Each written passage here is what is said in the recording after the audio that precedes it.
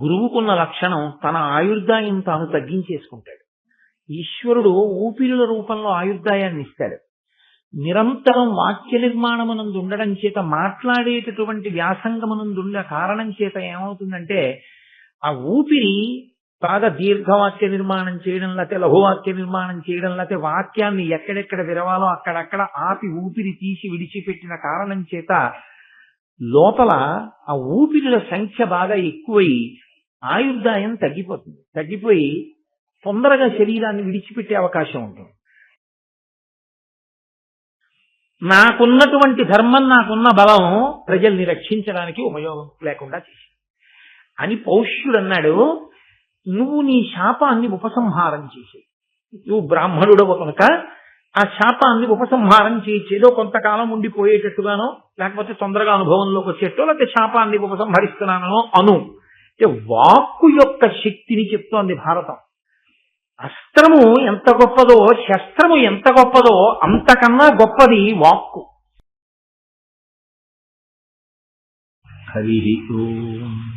పరమేశ్వర స్వరూపైన సభకి నమస్కారం. మహానుభావుడైన వ్యాసుడు వేద విభాగం చేశారు.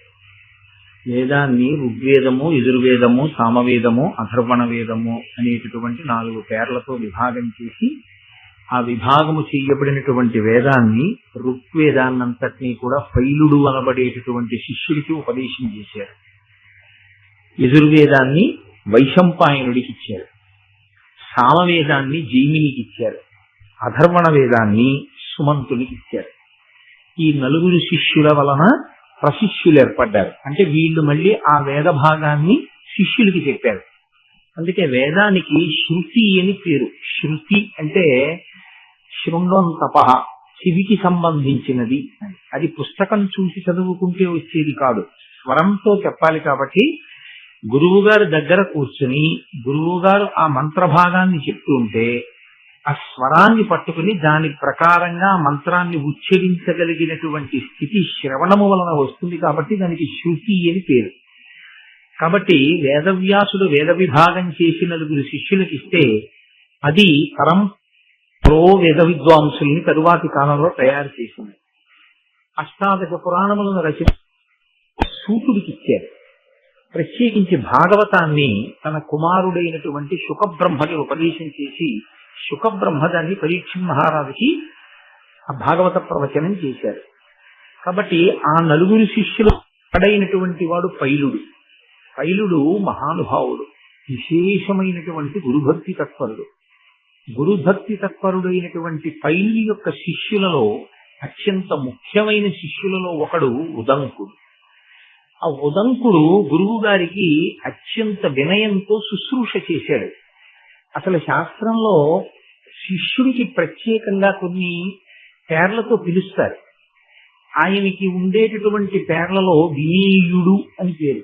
వినీయుడు అంటే వినయమును నేర్చుకున్నవాడు, గురువు పట్ల వినయముతో ఉండువాడు అని. అందుకే శిష్యుడికి వినీయుడు అని పేరు. ప్రత్యేకించి సిక్కు మతంలో శిష్య శబ్దమే సిక్కుగా మారింది. వాళ్ళు గురువు గారిని ఎక్కువ ప్రేమిస్తారు, గురువు గారిని గౌరవిస్తారు, గురువు గారిని పూజిస్తారు. అందుకే ఆ మతంలో గురువుకి విశేషమైనటువంటి ప్రాధాన్యత. సనాతన ధర్మమునందు అసలు చెప్పవలసిన అవసరమే ఉండదు. గురుర్ బ్రహ్మ, గురుర్ విష్ణు, గురుర్దేవో మహేశ్వర, గురు సాక్షాత్ పరబ్రహ్మ, తస్మై శ్రీ గురవై నమః. తర్వాత గురువుల వలన వేరొక మంత్రాన్ని ఉపదేశం పొంది ఉంటే అంగన్యాస కరన్యాసాలతో ఆ మంత్రం యొక్క ధ్యాన శ్లోకం చేసిన తరువాత ఆ మంత్రం యొక్క అధిష్టాన దేవత యొక్క పాదముల మీద మనసు నిలబెట్టాలి. ఒక్కొక్కసారి ఇబ్బంది ఎలా వస్తుందంటే గురువు గారు ఉపదేశం చేసిన మంత్రం చేస్తుంటే వేరొక దేవతా స్వరూపం మీదకి వెళ్ళిపోతుంది, లేదా అసలు అధిష్టాన దేవత యందు మనసు నిలబడదు. అప్పుడు ఏం చెయ్యాలి అని అడిగారు. చంద్రశేఖర భారతీ స్వామి గారు అన్నారు, నీకు నీ గురువు గారంటే చాలా భక్తేనా? భక్తే. గాయత్రీ మంత్రం చేసినా ఇతర దేవతా మంత్రములను చేసినా గురువు గారి పాదములను ఒక్కదాన్ని స్మరిస్తే చాలు, అందరు దేవతల యొక్క అనుగ్రహము కలిగిస్తుంది. ఎందుకంటే గురువే బ్రహ్మ, గురువే విష్ణువు, గురువే శివుడు, గురువే పరబ్రహ్మ.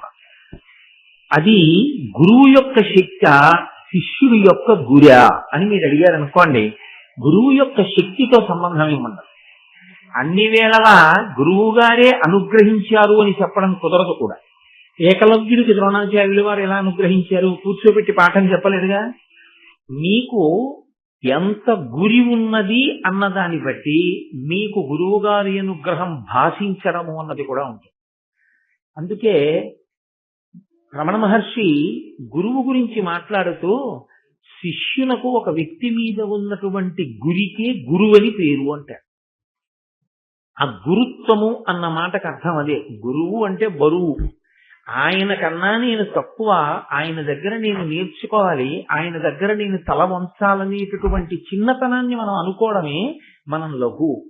ఆయన గురువు అని ఎప్పుడు అంటామో అప్పుడు మనం లఘువు అని గుర్తు. కాబట్టి మీకు తెలియదులేండి గురువుగారు నేను చెప్పింది వినండి అనకూడదు. గురువు గారు అంటే బరువు, మీరు లఘువు అని గుర్తుపెట్టుకోవాలి. కాబట్టి గురువు గారితో మాట్లాడేటప్పుడు గురువు గారు ఏది చెప్పారో దాన్ని శ్రేయోదాయకమని స్వీకరించాలి తప్ప గురువు గారికి పాఠాలు చెప్పే ప్రయత్నాలు చేయకూడదు. లౌకికంగా ఏదైనా సలహా అడిగితే చెప్పడంలో దోషమైంది, మీరు గురువుని చెప్పకూడదని అనకూడదు. కాబట్టి గురువు శిష్యుడి మధ్య ఉండేటటువంటి సంబంధం అత్యంత పవిత్రమైనటువంటి సంబంధం. ఆ గురువుని సేవించినటువంటి శిష్యులు మహాభారతంలో మీకు ఎంతమందో కనపడతారు. అసలు చాలా ఆశ్చర్యకరమైనటువంటి జంటలు కనపడతాయి. ఇటు ఇంత గమ్మత్తుగా ఉంటుందా అని మనం చాలా ఆశ్చర్యపోయేటటువంటి సందర్భాలు కనపడతాయి. ఈ గురు శిష్య సంబంధంలో ఉండేటటువంటి చాలా గొప్ప లక్షణం ఏమి అంటే, శిష్య అన్న మాటకి ఒక అర్థం ఉంది. శాసితుం యోగ్య శిష్య. ఎవరిని గురువుగారు శాసిస్తాడో వాడు శిష్యుడు. కొందరు గురువుగారు గురువుగారు గురువుగారు అని పిలుస్తున్నా గురువుగారు వాళ్ళని శాసనం చేయరు. అంటే నువ్వు ఈ పని చెయ్యి అని గురువు చెప్పరు. ఎందుకంటే వీడు చెపితే వినేంత తేలికైన వాడేం కాడు, వీడి యందు చాలా ఇంకా అహంకారం ఉంది, మమకారం ఉంది, కాబట్టి వీడిని నేను శాసించడం ఎందుకు అన్న స్థాయిలో ఊరుకుండిపోతే ఆయన శిష్యుడు కాలేడు. ఎవరు శిష్యుడవుతాడంటే గురువు గారు శాసించడానికి యోగ్యమైన రీతిలో గురువును అనువర్తించాడు.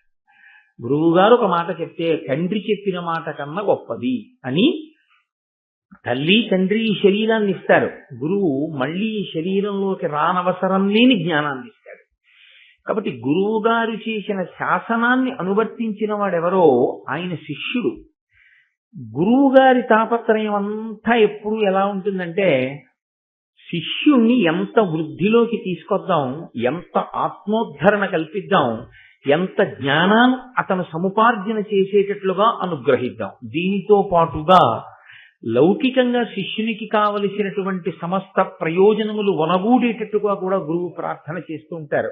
నేను భాగవతంలో కుచేలోపాఖ్యానం చెప్పినప్పుడు ఒక్క రాత్రి కుచేలుడు కృష్ణుడు కనపడకపోతే చల్లగిల్లిపోయిన సాందీపని మహర్షి చేసినటువంటి ఆశీర్వచనాన్ని మీకు ప్రస్తావన చేసి ఉన్నాను భాగవతంలో.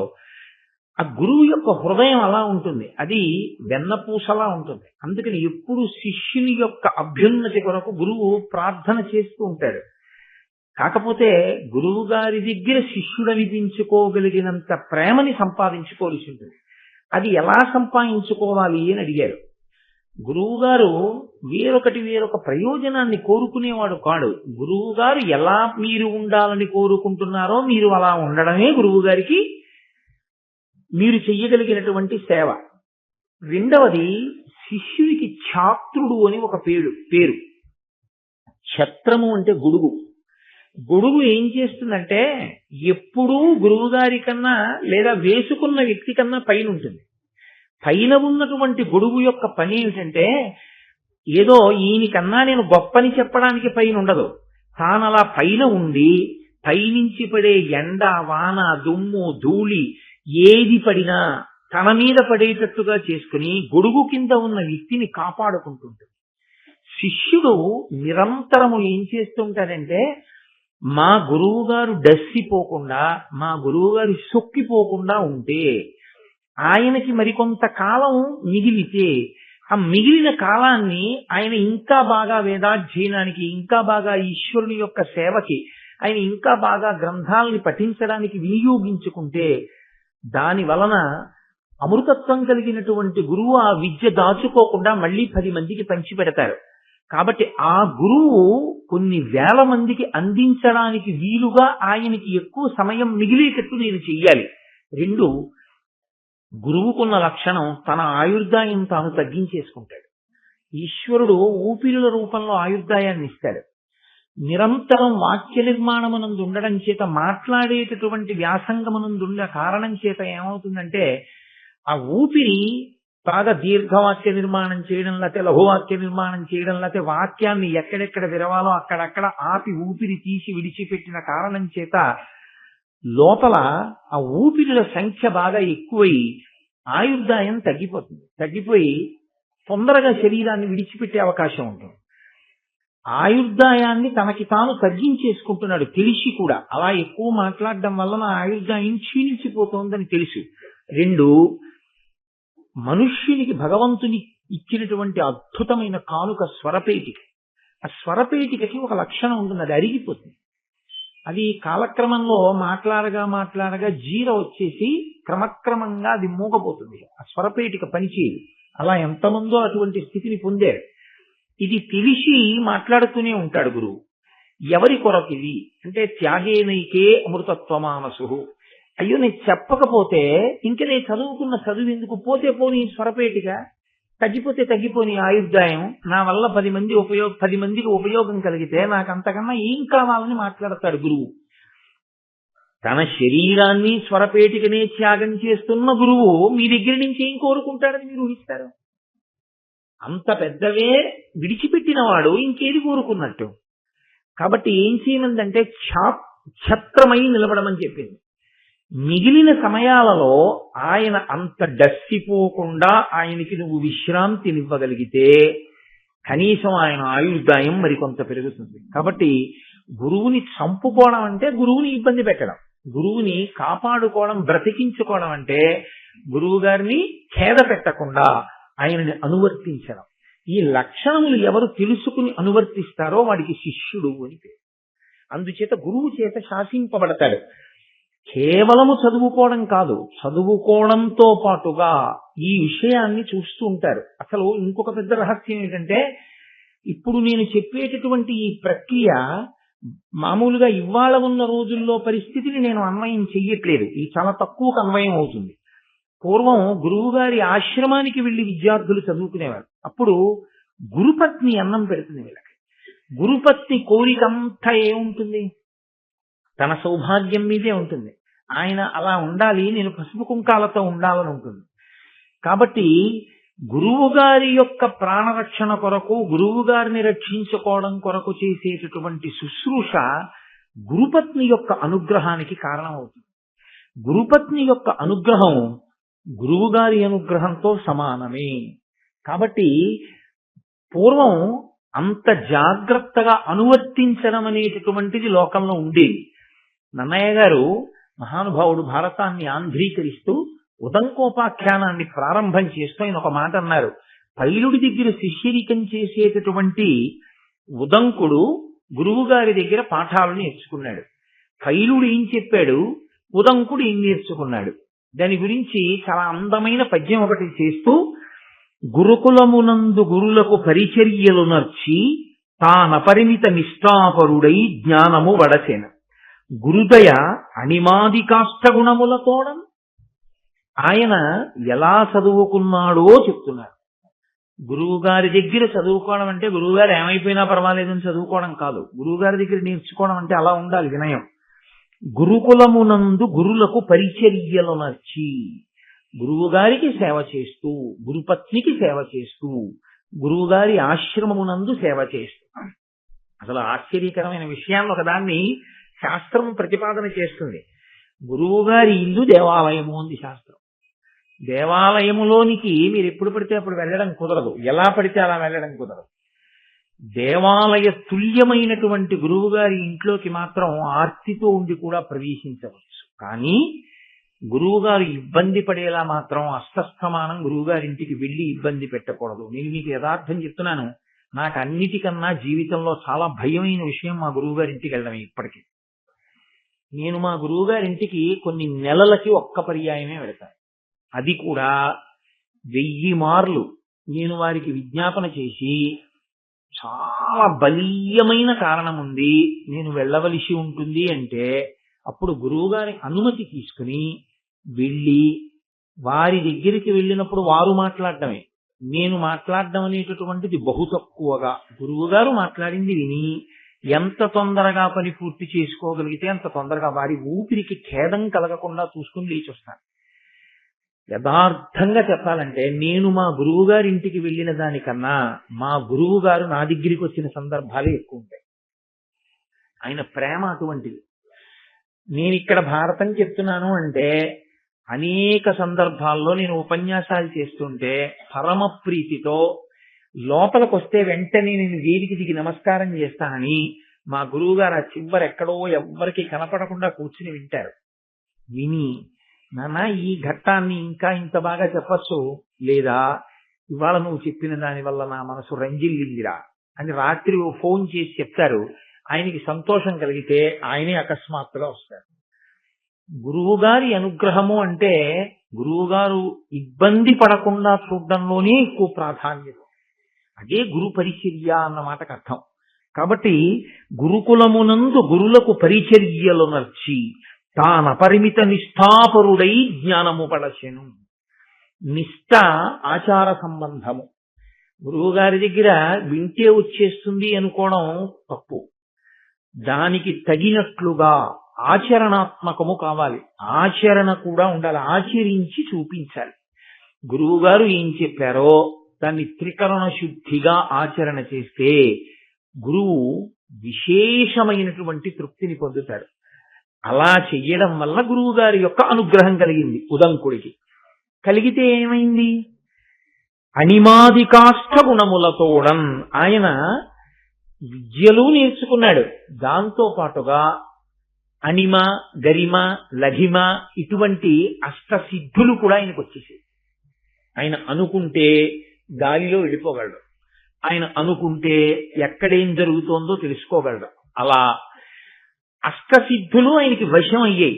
అష్టసిద్ధులు వశమవడం కోసమని ఆయన కలిగింది లేదు, కానీ ఆయనకి వశం అయిపోయాయి అంతే. ఇది ఎంత చిత్రంగా ఉంటుందంటే శంకరాచార్యులు వారు దక్షిణామూర్తి స్తోత్రం చేస్తూ ఓ మాట అంటారు, సర్వాత్వత్వమితి స్ఫుటీకృతమిదం యస్మాదముష్మిన్స్తవే తేనాశ్వ శ్రవణాత్ తదర్థ మననాత్ ధ్యానాచ్చ సంకీర్తనాత్ సర్వాత్మత్వ మహావిభూతి సహితం స్వాదీశ్వరత్వం స్వతః సిద్ధేత్తత్ పునరస్తదా పరిణితం చైశ్వర్యమవ్యాహతం అంటారు. దక్షిణామూర్తి స్తోత్రాన్ని రోజు చదువుతూ దక్షిణామూర్తి తత్వాన్ని బాగా పరిశీలనం చేసినటువంటి వాడికి ఆత్మస్థితితో పాటుగా ఆత్మ ఎరుకలోనికి రావడమే కాకుండా అష్టసిద్ధులు కూడా వశమవుతాయి. కానీ అష్టసిద్ధులు ఎటువంటివి అంటే కాకి పెంట ఎటువంటిదో అటువంటివి. ఆత్మని తెలుసుకోవడం ప్రధానం, ఆత్మగా నిలబడడం ప్రధానం, కానీ సిద్ధుల కోసం వెంపర్లాడడం అంత హేయాతిహేయమైనటువంటి విషయం. కాబట్టి దాని కొరకు ఆత్మజ్ఞాని వెంపర్లాడడం, వాటిని చూసి మురిసిపోడు, వాటి పట్ల ఆకర్షితుడు కాడు, వాటితో సంబంధం ఏముండదు. కావలసిందల్లా ఆత్మని ఎరుకలోనికి తెచ్చుకుని తాను ఆత్మగా అద్వైతానుభూతిని పొందడమే. అటువంటి స్థితిని ఉదంకుడు పొందగలిగినాడు. దీనికంతటికీ కారణం గురువు గారి యొక్క అనుగ్రహం. అయితే నేను ఇవాళ సందర్భం వచ్చింది కాబట్టి మీతో ఒక మాట ప్రస్తావన చెయ్యాలి.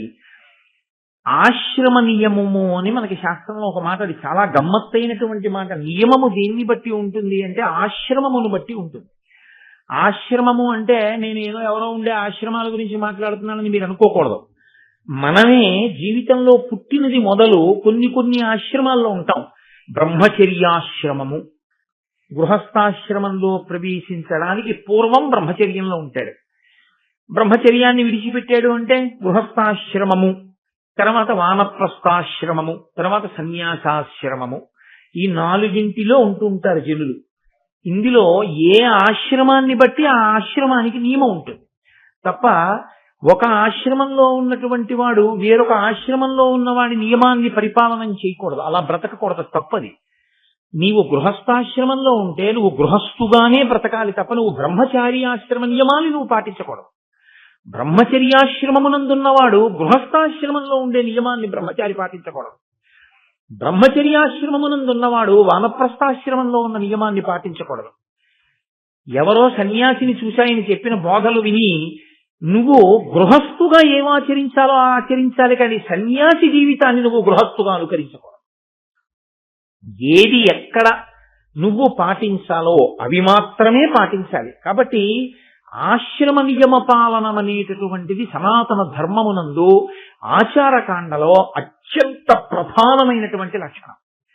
చాలా చాలా ప్రధానం. ఏ ఆశ్రమంలో ఉన్నవాడు ఆ ఆశ్రమ నియమాన్నే పాటించాలి తప్ప వేరొక ఆశ్రమ నియమాన్ని తాను పాటించకూడదు. ఇందులో సన్యాసాశ్రమ నియమము అంటే తూచా తప్పకుండా పాటించినటువంటి బహు గొప్ప సన్యాసి, కంచికామకోటి పీఠాధిపతులు, నడిచే దేవుడిని పేర్గాంచినటువంటి ప్రాతస్మరణీయులు, మహాపురుషుడు శ్రీ శ్రీ శ్రీ చంద్రశేఖరేంద్ర సరస్వతి మహాస్వామి వారు. ఆయన ఇంకా అసలు తూచా తప్పేవారు కాదు, అంత ఖచ్చితంగా పాటించేవారు సన్యాసాశ్రమ నియమం. గృహస్థాశ్రమ నియమాన్ని కూడా అంత గొప్పగాను పాటించి చూపించినటువంటి మహాపురుషుడు ఒకరు అదే కాలంలో ఆంధ్రదేశంలో ఉన్నారు.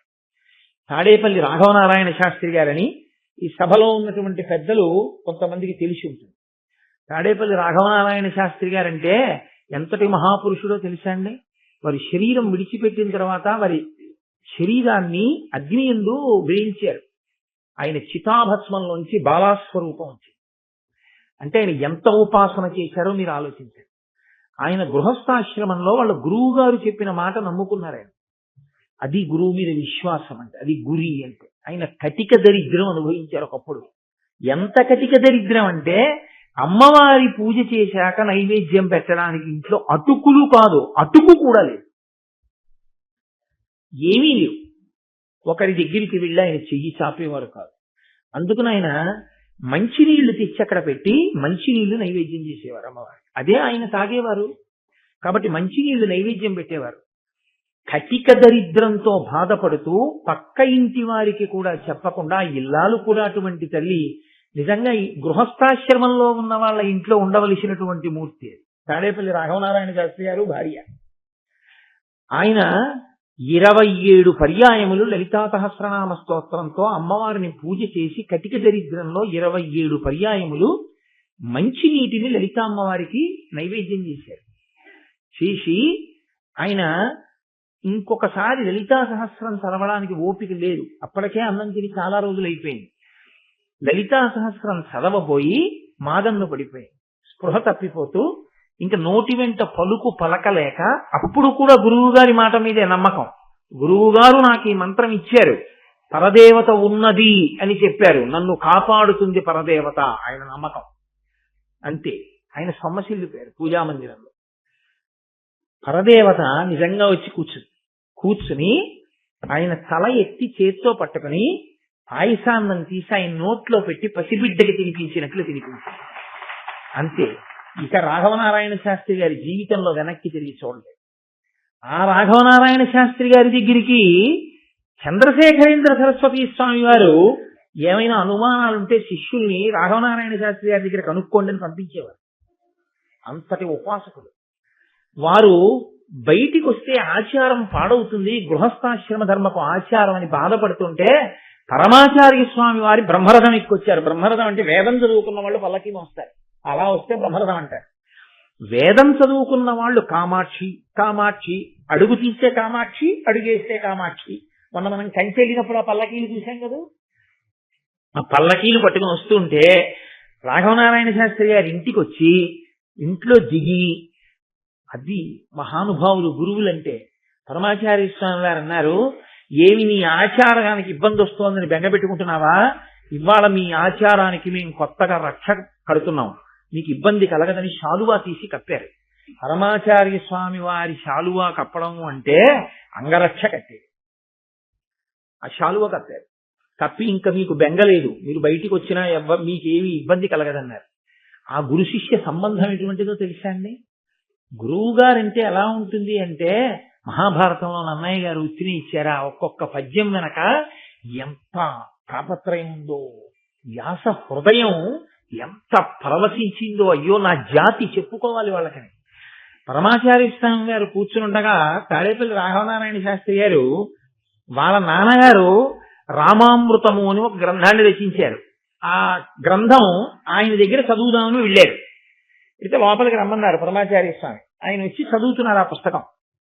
చాలా బాగున్నాయి ఈ పద్యాలు, చదువు అంటున్నారు. ఈలోగా అంతేవాసి ఒకరు వచ్చి, బెంగళూరు నుంచి ఎవరో వచ్చారండి, పీఠానికి ఇస్తారట, చాలా డబ్బట్టుకొచ్చారు, మీ దర్శనం చేసి డబ్బిచ్చి వెళ్ళిపోతారన్నారు, కాసేపు ఆగమనం అని. చదువు అంటున్నారు.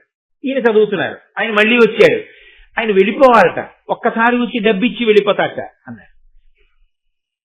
చదువు అన్నారు. ఆయన మూడో మాట వచ్చాడు, అయ్యా ఆయనకి చాలా ముఖ్యమైన పని ఉందిట, ఒక్కసారి మీకు నమస్కారం పెట్టి డబ్బిచ్చి వెళ్ళిపోతారట, కాబట్టి ఒక్కసారి ముందు ఆయన్ని ప్రవేశపెట్టమని అడుగుతున్నాడు, ఒకసారి ఆయన లోపలికి తీసుకొచ్చేస్తే బాగుంటుందేమో అన్నాడు. ఈయన రాఘవనారాయణ శాస్త్రి గారు బాధపడుతున్నారు, అయ్యో ఇదేమిటి, నేను పక్క పద్యాలు ఇలా చదువుతూ కూర్చుంటే పాపం ఇంక ఇబ్బందిగా ఉందేమో. పరమాచార్య స్వామి గారు అన్నారు, అతను డబ్బట్టుకొచ్చాడని ముందు మాట్లాడాలా, లేక రామాయణం కన్నా అతను వచ్చి మాట్లాడడం నాకు గొప్ప అనుకుంటున్నాడా? నన్ను దర్శనం చెయ్యాలనుకుంటే తర్వాత రమ్మను, లేదా ఉండమను, నాకు ఈ రామాయణమే గొప్పది. ఎందుకు గొప్పదో లోకానికి తెలియాలి కదండి. రాఘవనారాయణ శాస్త్రి గారు తండ్రి గారు రాసిన రామాయణం ఎందుకు గొప్పదో తెలియాలిగా. పరమాచార్య ఓ ప్రశ్న వేశారు, ఏమయ్యా సీతమ్మని అగ్నిహోత్రంలోకి ప్రవేశపెట్టాడు కదా రాముడు, తెలుసు కదా అగ్నిపునీత సీత అని. ఇంత తెలిసున్న తర్వాత కూడా ఎవరో ఎక్కడో పౌరుడు ఒక్కడేదో నింద వేశాడని సీతమ్మని పరిచయించడం అంత న్యాయమా? సరే, రాజారాముడు చిన్న అనుమానం వచ్చినా ఆయన ఆ పదవిలో కూర్చోడానికి ఇష్టపడడు, పరిత్యజించాడు. వాల్మీకి మహర్షి ఏదో చెప్పారు, కవులందరూ అనువదించారు. 80 రామాయణాలు చదివానయా అన్నారు పరమాచార్య. అన్ని చదివా, అన్నింటిలో ఎవరి హృదయం వారిది రాశారు, మంచిదే. మీ నాన్నగారు దాన్ని ఎలా సమర్థించారని అడిగారు. రాఘవనారాయణ శాస్త్రి గారు ఆ ఘట్టం తీసి యుద్ధకాండలోంచి చెప్పారు. ఎంత గొప్ప భావన చేశారో తెలుసా అండి ఆయన. పరమాచార్య విన్నారంటే అది కారణం. ఆయన అన్నారు, సీతమ్మ తల్లిని రాముడు ఎప్పుడు పెళ్లి చేసుకున్నాడు? రాజు కాకముందు చేసుకున్నాడు. ఇంకా అప్పటికి కొడుకు దశరథుడు రాజు, రాజకుమారుడిగా పెళ్లి చేసుకున్నాడు. సీతమ్మతో వివాహం అయిపోయింది. అగ్నిహోత్రంలో ప్రవేశపెట్టాడు, ఆమెని ఎవ్వరూ నింద వేయకూడదు అని లోకానికి నిరూపించాడు, స్వీకరించాడు. ఆయనకి ప్రేమ లేక కాదు ప్రవేశపెట్టింది, లోకం నింద వేయకూడదని. వచ్చాడు, పట్టాభిషేకం చేసేసుకున్నాడు. పట్టాభిషేకం చేసుకున్న తర్వాత కూడా సీతమ్మేగా భార్య, ఏకపత్నీవ్రతుడిగా. ఒకనాడు మంత్రులలో ప్రభువుకి నీతి పాఠం చెప్పే మంత్రి వచ్చి రాముడు ఏకాంతంలో ఉండగా ఒక మాట అన్నాడు, ప్రభు మీరు వైకుంఠంలో ఉన్న శ్రీమన్నారాయణుడు, లోకానికి ధర్మం నేర్పడానికి రామచంద్రమూర్తిగా వచ్చి నరుడిగా ఈ భూమి మీద నడుస్తున్నారు. ఇటువంటి మీరు ప్రభువు కాకముందు సీతమ్మని భార్యగా ఉంచుకున్నారు, ధర్మానికి తప్పు లేదు. ప్రభువు అయ్యాక సీతమ్మ భార్యగా ఉండవచ్చా అని అడిగాడు. ఈయన ఎందుకు ఉండకూడదు అని అడిగాడు రాముడు.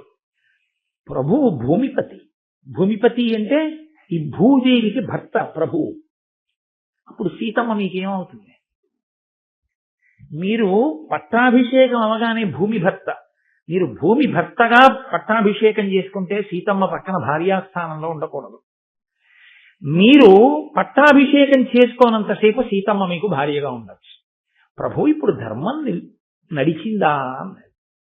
ఉలిక్కిపడిన రాముడు కారణం చెప్తూ ధర్మము కోసమే సీతమ్మను అడిగి పంపాడని సమర్థించారండి మా నాన్నగారు. ఇది విని పరవశించిపోయారు పరమాచార్య స్వామి. అబ్బా, ఈ రామాయణాలు విన్నాను కానీ ఇలా సమర్థించిన వాడిని వినలేదయా, ఆ పుస్తకాల శిక్ష ఒకటి అక్కడ పెట్టిపో అంటే. ఇంత గొప్ప రాఘవనారాయణ శాస్త్రి గారు అన్నారు, మీకు సంస్కృతం వచ్చు, అరవం వచ్చు, తెలుగు రాదుగా, మీకెందుకు ఆ పుస్తకాలు? నాకు వచ్చో కాదు అక్కడ పెట్టు, రోజు ఓ పువ్వు వేస్తా చాలదా? ఓ పువ్వు వేస్తుండేవారో వేయలేదో ఉంచేశాడు, వెళ్ళిపోయారు రాఘవనారాయణ శాస్త్రి గారు. చాలా కాలం అయిపోయిన తర్వాత ఆయన దర్శనానికి వెళ్ళాడు. వెడితే రామ జగన్మోహన అని విశ్వామిత్రుడు రాముణ్ణి చూసి చదివినటువంటి పద్యం ఒకటి చదివారు పరమాచార్య స్వామి. ఇది మా నాన్నగారు రాసింది అన్నారు ఆయన. అంటే ఆయన అన్నారు, రాఘవనారాయణ శాస్త్రి మీ నాన్నగారు రాయడం కాదు, ప్రతిరోజు రాత్రి పడుకోబోయే ముందు మంచం మీద పడుకుని కాలు మీద కాలేసుకుని ఆకాశం వంక చూస్తూ ఈ పద్యాలు పరవశంతో మీ నాన్నగారు చదువుకునేవారు కదూ, ఆయనకి ఇష్టం ఈ పద్యాలు అన్నారు. అసలు వాళ్ళ నాన్నగారిని పరమాచార్య స్వామి చూడలేదు. మీకు ఎలా తెలుసండి, అది మాకు ఒక్కళ్ళకే తెలిసి ఇంట్లో మీకు ఎలా తెలిసిందన్నారు. ఆయన నవ్వు నవ్వు తెలిసాడు. గురువు త్రికాల వీధి, గురువుకి అన్నీ తెలుసు. కానీ అన్నీ తెలిసి ఉన్నట్టు ఉండక్కర్లేదు. గురు శిష్య సంబంధం అంటే అంత గొప్పది. ఎక్కడో ఉన్న తాడేపల్లి రాఘవనారాయణ శాస్త్రి గారి గురించి పరమాచార్య స్వామి వారికి అన్నీ తెలుసు. పరమాచార్య స్వామి వారి గురుత్వం మీద ఆయన ఏకంగా గొప్ప గొప్ప స్తోత్రాలే చేశారు. అవి గురు శిష్య సంబంధాలంటే. అంత పరమ పవిత్రంగా ఉండేవి. అంత పవిత్రమైన సంబంధాలు కాబట్టే, అంత గొప్ప పూజలు కాబట్టే రాఘవనారాయణ శాస్త్రి గారి శరీరాన్ని అగ్నిహోత్రంలో వ్రీలిస్తే ఆకరణ దహన సంస్కారం జరుగుతుంటే ఆయన చితాభస్మంలోంచి శరీరంలోంచి బాలాదేవి వచ్చి నిలబడింది పైన. అంటే ఎంత గొప్పగా గురువుల మాటల్ని విశ్వసించి తాపత్రయంతో నిలబడ్డారో, ఎంత పూనికతో నిలబడ్డారో మీరు ఆలోచించండి. మొన్న వచ్చారు కృష్ణావధానుల గారు. మొన్నే మేమందరం వెళ్ళాం కుంభాభిషేకం గురించి మాట్లాడడానికి వారింటికి. అప్పటి వరకు బాగానే మాట్లాడారు. మా గురువు గారు అన్నారు అంతే. ఆ తర్వాత ఇంకా ఒక 7-8 నిమిషాల సేపు ఆయన మాట్లాడలేకపోయారు. కంఠం గాద్గదికమైపోయి కన్నుల వెంట ధారల కింద నీరు కారుతూ ఉండిపోయారు. ఆ గురువు అన్న పేరెత్తేటప్పటికి అయ్య బాబోయ్, ఆయన లేనినాడు మాకు చెప్పేవాడెవరు, మమ్మల్ని తీర్చిదిద్దేవాడెవరు అన్న తాపత్రయం, ఆ గౌరవంతో కంఠం బొంగులు పోయింది. ఇంత వయస్సులో ఆయన, ఇంతమంది శిష్యులు ఉన్న గురువుకి. అది గురు శిష్య సంబంధం. అది పవిత్రమైనటువంటి భావన. కాబట్టి నన్నయ్య భట్టు ఆంధ్రీకరిస్తూ అంటారు, గురుకులమునందు గురులకు పరిచర్యలు నర్చి తానపరిమిత నిష్ఠాపరుడై జ్ఞానము పడశెను గురుదయ అనిమాది కాష్ట గుణములతో. ఆయన ఆ అష్టసిద్ధులతో పాటుగా వేద విద్యను, దానికి సంబంధించినటువంటి సమస్త జ్ఞానమును పొందాడు ఉదంకుడు. పొందిన తరువాత ఒక నియమం ఒకటి ఉంది. ఆశ్రమంలో గురువు గారి దగ్గర విద్య నేర్చుకున్న తరువాత గురువు నిత్యతృప్తుడైన గురువుని అడుగుతారు గురుదక్షిణ అని ఒక మాట. గురువు గారు మేము ఏదైనా సమర్పిస్తాం, మీరు ఏదైనా కోరండి. గురువు నిత్యతృప్తుడు కాబట్టి అడగడు.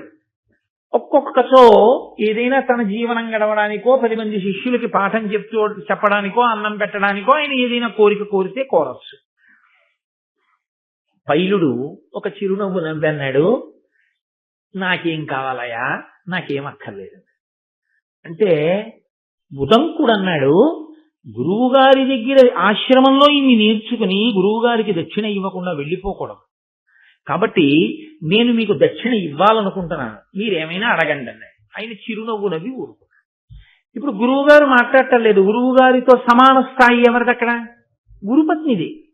కాబట్టి గురుపత్నిని వెళ్ళి అడిగాడు ఆయన, అమ్మా గురువు గారి దగ్గర ఇన్ని నేర్చుకున్నానమ్మా, మీరు నాకు రోజు అన్నం పెట్టారు, అమ్మ గురుదక్షిణ ఇవ్వాలనుకుంటున్నాను, ఏం కావాలమ్మా అని అడిగాడు. ఆవిడంది, పక్కనే ఉన్నాడయా రాజ్యం చేస్తూ పౌష్య మహారాజు, ఆ పౌష్య మహారాజు యొక్క భార్య కుండలములను నాకు తెచ్చి ఇయ్యి. అంటే అలా అడగడానికి కారణం ఏమిటి అంటే, కుండలములు 5వ తనానికి చిహ్నాలు. ఆ కుండలములు అటువంటి శక్తి కలిగినవి. ఒక్కొక్క వస్తువుకి శక్తి దేని వల్ల వస్తుందంటే, ఆ వస్తువుని పట్టుకున్న వ్యక్తి వలన వస్తుంది. అదో విచిత్రం.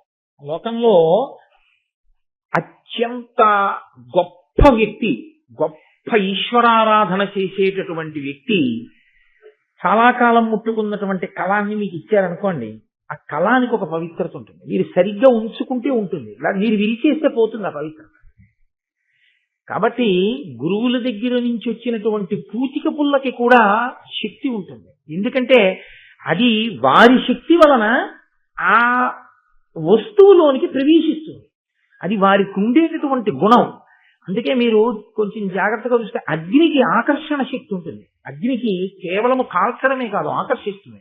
అందుకే మీరు చూడండి, ఎప్పుడైనా ఆ పిడుగు పడినప్పుడు ఆ టీవీలో ఆ పెద్ద కరెంట్ వస్తుంది, వస్తే ఆ అగ్ని దూరంగా కూర్చున్న వాళ్ళు చచ్చిపోతారు. దానికి కొంత దూరంలో ఉన్న వాళ్ళు చనిపోవడం సంభవిస్తూ ఉంటుంది. అంటే దీని శక్తి, దీని ప్రకంపన అక్కడ వరకు వెళ్ళిపోతుంది, ఆకర్షణ అక్కడ వరకు వెళ్ళి ఆయనలో ప్రవేశించి చంపేస్తుంది. అలాగే గురువు గారు మహాపురుషులు, గొప్ప ఉపాసకులు, మహాపతివ్రతలు, ఇటువంటి వారు ఉపయోగించేటటువంటి వస్తువుల యందు కూడా తత్సంబంధమైనటువంటి శక్తి ప్రవేశిస్తుంది. కుండలములు చెవులకు పెట్టుకునేటటువంటి ఆభరణములు ప్రత్యేకించి సువాసినులవి. వివాహం అయిపోయినటువంటి స్త్రీలు పెట్టుకునేటటువంటి కర్ణాభరణములకు ఒక ప్రత్యేకమైనటువంటి లక్షణం ఉంటుంది. అది ఐదోతనానికి చిహ్నం. అందుకే ఎట్టి పరిస్థితుల్లోనూ కూడా కర్ణాభరణం లేకుండా భర్తకి కనపడకూడదు అని చెప్తారు. అసలు ఒకవేళ ఏ కారణం చేతనైనా చెవికి ఆభరణాన్ని తీసేసి మళ్లీ పెట్టుకోవలసి వస్తే ఆ సమయంలో భర్త గారికి పరాకు చెప్తారు. అయ్యా కాసేపు ఈ గదిలోకి రాకండి మీరు అని చెప్తారు. చెప్పి గది తలుపు వేసుకుని జాగ్రత్తగా కర్ణాభరణం తీసేసి మళ్లీ కర్ణాభరణం పెట్టేసుకోవాలి. ఒకవేళ కర్ణాభరణం తీసి కర్ణాభరణం పెట్టుకోవడానికి మధ్యలో ఏదైనా ఆభరణం పెట్టుకోవడానికి వీలు లేని పరిస్థితి వస్తే ఐదోతనంలో అమ్మవారి యొక్క సాక్షాత్ స్వరూపం గనక చిన్న తాటాకు ముక్కైనా పెట్టుకుని ఉండాలి తప్ప అసలు చెవులకు ఏమీ లేకుండా భర్తకి ఆడది ఎట్టి పరిస్థితులలో కనపడకూడదు, నిషిద్ధం. ఎందుకంటే ఆయన ఆయుర్దాయాన్ని గ్రహిస్తుందని చెప్తున్నాయి శాస్త్రాలు. ఈ చెవి కుండలములకు అంత శక్తి, ఆ తాటంకములకు. అందుకే తాడ భరతుని సౌందర్యలహరి చెప్పినప్పుడు చెప్తూ ఉంటాను, ఆ తాటాకుకు అంత శక్తి. కాబట్టి పౌష్య మహాదేవి అంటే పౌష్య మహారాజు గారి యొక్క భార్య, ఆవిడ అంత గొప్ప పతివ్రత. మనకి శాస్త్రంలో ఒక విచిత్రమైనటువంటి లక్షణం ఏంటంటే పురుషుడు ఉపాసన చేత శక్తిని పొందుతాడు. స్త్రీకి ఉపాసన భర్తని ఉపాసించడం. భర్తని అనుగమించిన స్త్రీ ఎవరుంటారో భర్త సంతోషమే తన సంతోషమని, భర్త శాసనము తనకి అభ్యున్నతి కారకమని నమ్మి అనువర్తించినటువంటి స్త్రీకి ఇక వేరుగా పూజ ఉండాలా అంటే నిజానికి అక్కర్లేదు. ఎందుకని అంటే నేను శాస్త్రవాక్కు యథార్థంగా మీతో మనవి చేస్తున్నాను. నేను నైవేద్యం పెడితే తాదాత్మ్యతతో నేను నైవేద్యం పెడితేనే ఈశ్వరుడు దాని వంక చూస్తాడు. ఈయన సాక్షాత్ ఈశ్వరుడు నా భర్త, భర్తయే ఈశ్వరుడు అని నమ్మి ఓ ప్లేట్ ఇడ్లీ పట్టుకొచ్చి అక్కడ పెడితే పరమేశ్వరుడికి బాలభోగం చేసినటువంటి ఫలితం భార్య ఖాతాలో వేస్తాడు. అందుకే ఆడదానిగా తరించడం తేలిక, పురుషుడిగా తరించడం కష్టం నిజానికి. అందున విశేషమైన భక్తి సంపన్నుడైనటువంటి భర్త అయితే ఆయన చేసే పనిలో ప్రతి దాంట్లో సగం ఫలితం వెళ్ళి ఆవిడ ఖాతాలో పడిపోతుంది. కాబట్టి ఆవిడ దానికి తోడు ఇంకా కొంత చేసుకుందనుకోండి, ఈయనకన్నా ఆవిడ పుణ్యమే ఎక్కువ ఉంటుంది నిజానికి. కాబట్టి పౌష్య మహాదేవి యొక్క కుండలములంటే ఆవిడ అంతటి పతివ్రత. ఆవిడ భర్తని అనుగమించినటువంటి స్త్రీ. ఆయన పుష్యాభిషేకాన్ని పొందాడు కాబట్టి పౌష్యుడని పేరు వచ్చింది ఆయనకి. అతి మహానుభావుడు. ఆయన భార్య. ఆవిడ చెవులకు పెట్టుకున్నటువంటి కుండలములకు ఆ శక్తి ఉంటుంది. కాబట్టి ఆ కుండలములను తీసుకొస్తే నేను కూడా నా చెవులకు పెట్టుకుంటాను, అడిగి తెచ్చిపెట్టు, అది నువ్వు నాకు ఇవ్వగలిగిన గురుదక్షిణ. ఇప్పుడు ఆవిడ అడిగారు, గురువు గారు కూడా ఒప్పుకోవాలా? ఏమండి అమ్మగారు తెమ్మంటున్నారు వెళ్ళనా అని అడగాలా అంటే గురువు గారు ప్రకటనంగా వద్దు, అది అడిగినా నువ్వు వెళ్ళక్కర్లేదు అని అంటే ఆగిపోవాలి తప్ప గురువు నిశ్శబ్దంగా ఊరుకుంటే గురుపత్ని యొక్క ఆజ్ఞ గురువు గారి ఆజ్ఞయే. కనుక ఇప్పుడు వెళ్ళాలి అంటే ఇప్పుడు మీకు ఏమిటి చెప్తోంది మహాభారతం? గురువుని సేవించడమేదో గురుపత్నిని సేవించడము అంతే. గురువు గారిని సేవించడం అంటే గురువు గారంటే 4 చెప్తాడండి, గురుపత్ని ఏమొచ్చండి అనడానికి వీల్లేదు. గురువు గారితో సమాన స్థాయి గురుపత్ని పొంది ఉంటుంది. కాబట్టి ఇప్పుడు ఆవిడ తీసుకురా కుండలములు అంటే బయలుదేరాడు ఉదంకుడు. బయలుదేరి ఆయన వెడుతున్నాడు. ఎంతో దూరం కాదు, చాలా దగ్గరలోనే ఉంది పౌష్యుని యొక్క రాజ్యం. ఆ వెడుతుండగా ఒక ఆశ్చర్యకరమైన సంఘటన ఒకటి జరిగింది. ఒక దివ్యమైనటువంటి పురుషుడు, అంటే మామూలు తేజస్సు కలిగిన వాడు కాకుండా మనుష్య సంబంధమైన తేజస్సు అని నమ్మడానికి వీలు లేనంత గొప్ప తేజస్సు కలిగిన వ్యక్తి ఒక ఎద్దు మీద కూర్చుని ఉన్నాడు. అదే చమత్కారం. మామూలుగా ఎవరో ఒక వ్యక్తి ఎద్దు మీద కూర్చుని దీని పేడదేను అన్నాడు అనుకోండి, చావతలబో అంటారా అనరా? ఆ ఎద్దు మీద కూర్చున్నవాడు దివ్యమైన పురుషుడు. అంటే ఆయన కాంతిని చూడగానే ఆ భాష ఆయన చుట్టూ ఉన్నటువంటి ఆ వలయాన్ని చూడగానే ఈయన సామాన్యుడు కాడు, ఈయన ఏదో మనుష్యుల కన్నా భిన్నమైనటువంటి జాతికి చెందినవాడు, దేవతాస్వరూపుడు, కాబట్టి ఈయన మాట నేను ఔదలదాల్చవలసిందే అనేటటువంటి ప్రచోదనం కలిగేటట్టుగా ఆయన ఉన్నాడు. అయితే ఇక్కడ ఒక గమ్మత్తుంది. గురువుగారి మాటలు బాగా వంటపట్టి ఉంటే ఆ వినయం వస్తుంది. గురువుగారి మాటలు వంటపట్టి ఉన్న స్వభావము అని ఒకటి ఉంటుంది. ఈ స్వభావము అనేటటువంటిది చాలా ప్రమాదకరమైనటువంటి లక్షణం. ఇది పుట్టుకతో వస్తుంది స్వభావం అన్నది. ఈ స్వభావమునందు రజోగుణ తమోగుణ ప్రకోపం యొక్క పాళ్ళు ఎక్కువ ఉన్నాయనుకోండి, అప్పుడు దేవతలు ఏం చేస్తారో తెలుసండి, ఏదైనా పెద్ద కార్యం సాధించవలసి వస్తే ఇదే అడ్డు పెడతారు. కైకమ్మను అందుకే అడ్డు పెట్టారు, కౌసల్యని సుమిత్రని విడిచిపెట్టి ఆవిడితో అడిగించారు వరాలు. ఎందుకంటే తమోగుణ రజోగుణ ప్రకోపం ఎక్కువ కాబట్టి. స్వభావము గురువు గారి దగ్గర విన్నటువంటి మాటల వలన కలిగినటువంటి వినయాన్ని మింగేస్తుంటుంది అప్పుడప్పుడు. అప్పుడు స్వభావం గెలిచిందనుకోండి, వాడికి ఉండే కోపం, వాడికి ఉండేటటువంటి ఇంకొక లక్షణం ఏదో పైకి వచ్చేసింది అనుకోండి, గురువు గారు చెప్పింది మరిచిపోయాడు అనుకోండి, మరిచిపోతే తన స్వభావంతో ప్రవర్తిస్తాడు. అందుకే గురు పాదుక పూజనీయం ఎందుకైందో తెలుసండి, అది గురువు గారిని మోసింది. అలాగే గురు పాదుక ఏం చేస్తుందంటే తల మీద పెట్టుకుంటే అహంకారాన్ని అణుస్తూ ఉంటుంది. అది ఆయన్ని మోసి తెచ్చింది. ఆ వినయం మీకు కూడా ఇస్తుంది. అందుకే ప్రపంచంలో ఎవరి పాదుకకి పూజ లేదు, ఒక్క గురు పాదుకకే పూజ. కనుక ఇప్పుడు ఆయన దివ్య పురుషుని యొక్క దివ్యత్వాన్ని గుర్తించాడు. గుర్తించి ఆయన వంక తిరిగి చూశాడు. ఆయన అన్నాడు, ఇదిగో నేను ఎక్కినటువంటి ఎద్దు పేడ వేసింది, ఈ పేడ కొద్దిగా తిన్నాడు. నేను మీతో మనవి చేశాను కదా, శిష్య అన్న మాటకు అర్థం శాసితం యోగ్య శిష్య, చెప్పిన మాట వినేటటువంటి వాడు. ఆయన దివ్యత్వాన్ని అంగీకరించినప్పుడు ఆయన మాటలో ఏదో పరమార్థం ఉంది. మనకు అర్థం కావట్లేదు ఆయన ఎందుకంత గొప్పవాడిగా ఉన్నాడో, గురువు గారిని అడుగుదాం తర్వాత. కాబట్టి ఇప్పటికి తినేద్దాం, ఆయన చెప్పిన మాట విందాం. కాబట్టి కాస్త పేడ తీసుకుని తినేసి బయలుదేరి వెళ్ళిపోయాడు. వెళ్ళి పౌష్య మహారాజు యొక్క అంతఃపురానికి వెళ్ళాడు. దాని విశేషం ఏమిటి అన్న తర్వాత ఆయన్ని చెప్తారనుకోండి. గురువు గారిని అడుగుతానన్నవాడు గురువు గారిని అడిగితే గురువు గారు చెప్తే అన్నయ్య గారు ఆంధ్రీకులు ఇస్తే నేను మీకు చెప్పాలిగా, కాబట్టి కంగారు పడకండి వస్తుంది.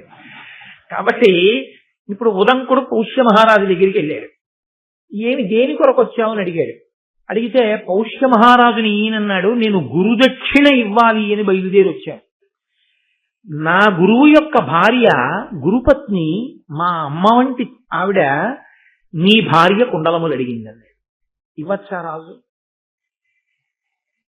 అంటే? రాజుకి రెండు కర్తవ్యములు ఉంటాయి. ఒకటి, ఆశ్రమంలో చదువుకుని విద్య పూర్తి చేసి బ్రహ్మచర్యాన్ని విడిచిపెట్టి గృహస్థాశ్రమంలో వెళ్లేవాడికి పెళ్లి ఖర్చు పెట్టుకోవలసిన బాధ్యత రాజుగారిది. అంటే ఇవాళ మనం చేస్తున్నటువంటి సమావర్తనము, స్నాతకము ఇంతకన్నా పచ్చి అబద్ధాల తంతు ఇంకోటి ఉండదు లోకంలో, యథార్థంగా మాట్లాడితే. అవన్నీ భోజనాల కోసం స్నాతకాలు, భోజనాల కోసం సమావర్తనాలు, ఏదో మధ్యలో నగడ్డు ఉందని ఆడపిల్లి వారి మీద పడి తినేయడానికి పనికి వచ్చే స్నాతకాలు అవి గౌ. నిజమైన సమావర్తనము స్నాతకము అంటే గురువు గారి దగ్గర చదువుకుని అప్పటి వరకు కాటుక పెట్టుకోకూడదు, అప్పటి వరకు తల దువ్వుకోకూడదు, అప్పటి వరకు పూలదండ వేసుకోకూడదు, తాంబూలం వేసుకోకూడదు, రుచి కోసం తినకూడదు, భిక్షాన్నములు తినాలి. ఇన్ని నియమములను పాటించిన వాడు ఇన్ని నియమములను విడిచిపెడతాడు. అర్థం చూసుకోకూడదు, నేను బాగున్నాననేటటువంటి భావన ఒకటి రాకూడదు. అదొకటి వస్తే పక్కవాడు బాగులేదన్న భావన వస్తుంది. పక్కవాడిని చూడడమే తప్ప తనని చూసుకోవడం చేత కాకపోతే అన్ని పోలిక అన్నది లేదు కాబట్టి గొడవ లేకుండా అహంకారం లేకుండా ఉంటాడు. కాబట్టి అర్థం చూసుకోకూడదు. ఇన్ని నియమాలు ఇవన్నీ పాటిస్తే బ్రహ్మచర్యం. ఇవన్నీ బ్రహ్మచర్యంలో పాటించిన వాడు బ్రహ్మచర్యాన్ని విడిచిపెట్టి గృహస్థాశ్రమంలోకి వస్తాడు. అలా వేదమంతా చదువుకున్నటువంటి వాడు, అయ్యా నేను ఇంకా గురుదక్షిణ ఇచ్చి దేశాంతరం చూడ్డానికి వెడతానండి అని అడగడానికి, గురువు గారికి దక్షిణ ఇవ్వవలసి వస్తే శిష్యుడి దగ్గర ఏముంటుందని ఇస్తాడు గురుదక్షిణ? రాజుగారి దగ్గరికి వెడతాడు. వెళ్ళి, రాజా నేను ఇది చదువుకున్నాను, ఇప్పుడు నేను గురుదక్షిణ కట్టాలి, కాబట్టి మీరు నాకు ఈ దక్షిణ ఇవ్వండి అని అడుగుతాడు. ఏం చదువుకున్నావు, ఏం చెప్పు 4 మాటలు అంటాడు. తాను చదువుకున్న దాంట్లోంచి 4 మాటలు చెప్తాడు. షహబాష్, వీడు బాగా చదువుకున్నాడు, వీడికి గురుదక్షిణ కట్టడానికి డబ్బు ఇవ్వండి అని రాజు ఇస్తాడు. రాజా నేను గృహస్థాశ్రమంలోకి వెడుతున్నాను, ఇప్పుడే విడిచిపెడుతున్నాను బ్రహ్మచర్యాన్ని, కాబట్టి నేను ఇల్లు కట్టుకోవాలిగా, గృహస్థాశ్రమం మొదలు పెట్టాలిగా, అయితే ఇదిగో నీకు ద్రవ్యం ఇస్తున్నాను పెళ్లి చేసుకోవడానికి. రాజు డబ్బిస్తాడు. కాబట్టి గురుదక్షిణ గురుదక్షిణ కట్టేటప్పుడు ఎవరిని ఆశ్రయించవచ్చు అంటే రాజుని ఆశ్రయించవచ్చు, అది ధర్మం. మహాభారతం ధర్మం మాట్లాడుతుంది. కాబట్టి ఇప్పుడు తన భార్య కుండలములే అయినా అది గురుదక్షిణ కొరకు రాజును ఆశ్రయించిన వాడు కాబట్టి రాజుకు ధర్మం రాజుది, తన ధర్మం తాను నెరవేర్చాలి. అందుకని భార్య కుండలములను పట్టికెళ్ళు అని రాజు చెప్పవలసి ఉంటుంది. ఆవిడ తన భర్త ఆజ్ఞ ఏది ఉందో అది అనుసరించడమే పతివ్రత లక్షణం. ఆవిడ మహాపతివ్రత అంటే ఏంటి? ఆ కుండలాలు తీసి ఇచ్చేయి అన్నాడు. ఇంకో కుండలాలు పెట్టుకుని ఆ కుండలాలు ఇచ్చేయడమే. అంతేగాని వాటికి ఒక శక్తి ఉందన్న విషయం ఆవిడికి తెలుసు. అదేమిటయా ఎలా ఇస్తాను, ఎవరికన్నా ఇద్దామని దాచాను, నువ్వెవరో ముక్కు మొహం తెలియని వాడు వచ్చాడియో మీ గురువు గారి భార్యకి ఇస్తానంటున్నావు, ఎలా కుదురుతుంది అంటే పతివ్రత ఎందుకు అవుతుంది? ఆవిడ ధర్మం ఆవిడ చెయ్యాలి. భర్త చెప్పాడు ఆవిడ చెయ్యాలంతే. కాబట్టి ఇప్పుడు ఆవిడ ధర్మం ఆవిడ చెయ్యాలి. అందుకని ఆవిడ ఇవ్వడానికి సిద్ధపడింది. రాజే వెళ్ళి ఎందుకు తేకూడదు? నేను మీతో మనవి చేశాను, తీసి ఇచ్చేయి అనడానికి దానికి కొంత సమయం ఉంటుంది. అవి సౌభాగ్య వస్తువులు. దానికి ఒక నక్షత్రం చూసుకోవాలి, దానికి ఒక సరి అయిన ముహూర్తం చూసుకోవాలి. చూడకుండా చెవికుండలములను తీసేస్తే మళ్లీ చెవికుండలాలు పెట్టేంత వరకు సౌభాగ్య వస్తువు ఉండవలసిన స్థానం ఖాళీ అయిపోయిందా లేదా? అది భర్తకి గండకాలం అయితే. కాబట్టి వ్యవధి ఇవ్వవలసిన అవసరం ఉంది.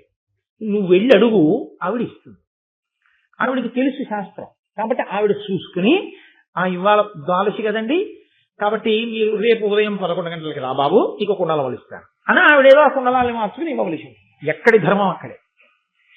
అందుకని నన్నయ్య గారు ఒక్క పద్య రచన చేశారు అంటే ఎన్ని ధర్మములను మాట్లాడుతున్నారో చూడండి ఆయన. కాబట్టి ఇప్పుడు పౌష్యుని యొక్క భార్య దగ్గరికి వెళ్ళి నువ్వు కుండలములను తీసుకో అని పౌష్యుడు చెప్పాడు. ఈయన గబగబా అంతఃపురంలోకి వెళ్ళాడు, రాణివాసంలోకి. రాణివాసంలోకి వెళ్ళవచ్చా? ప్రవేశపెట్టరు. కానీ ఎటువంటి వాణ్ణైతే ప్రవేశపెడతారు?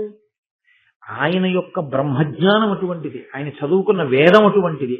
ఆయన రాజు యొక్క భార్య, ప్రతివాడికి 5 తల్లులు ఉంటారు. 5 తల్లులలో రాజు భార్య ఒకటే.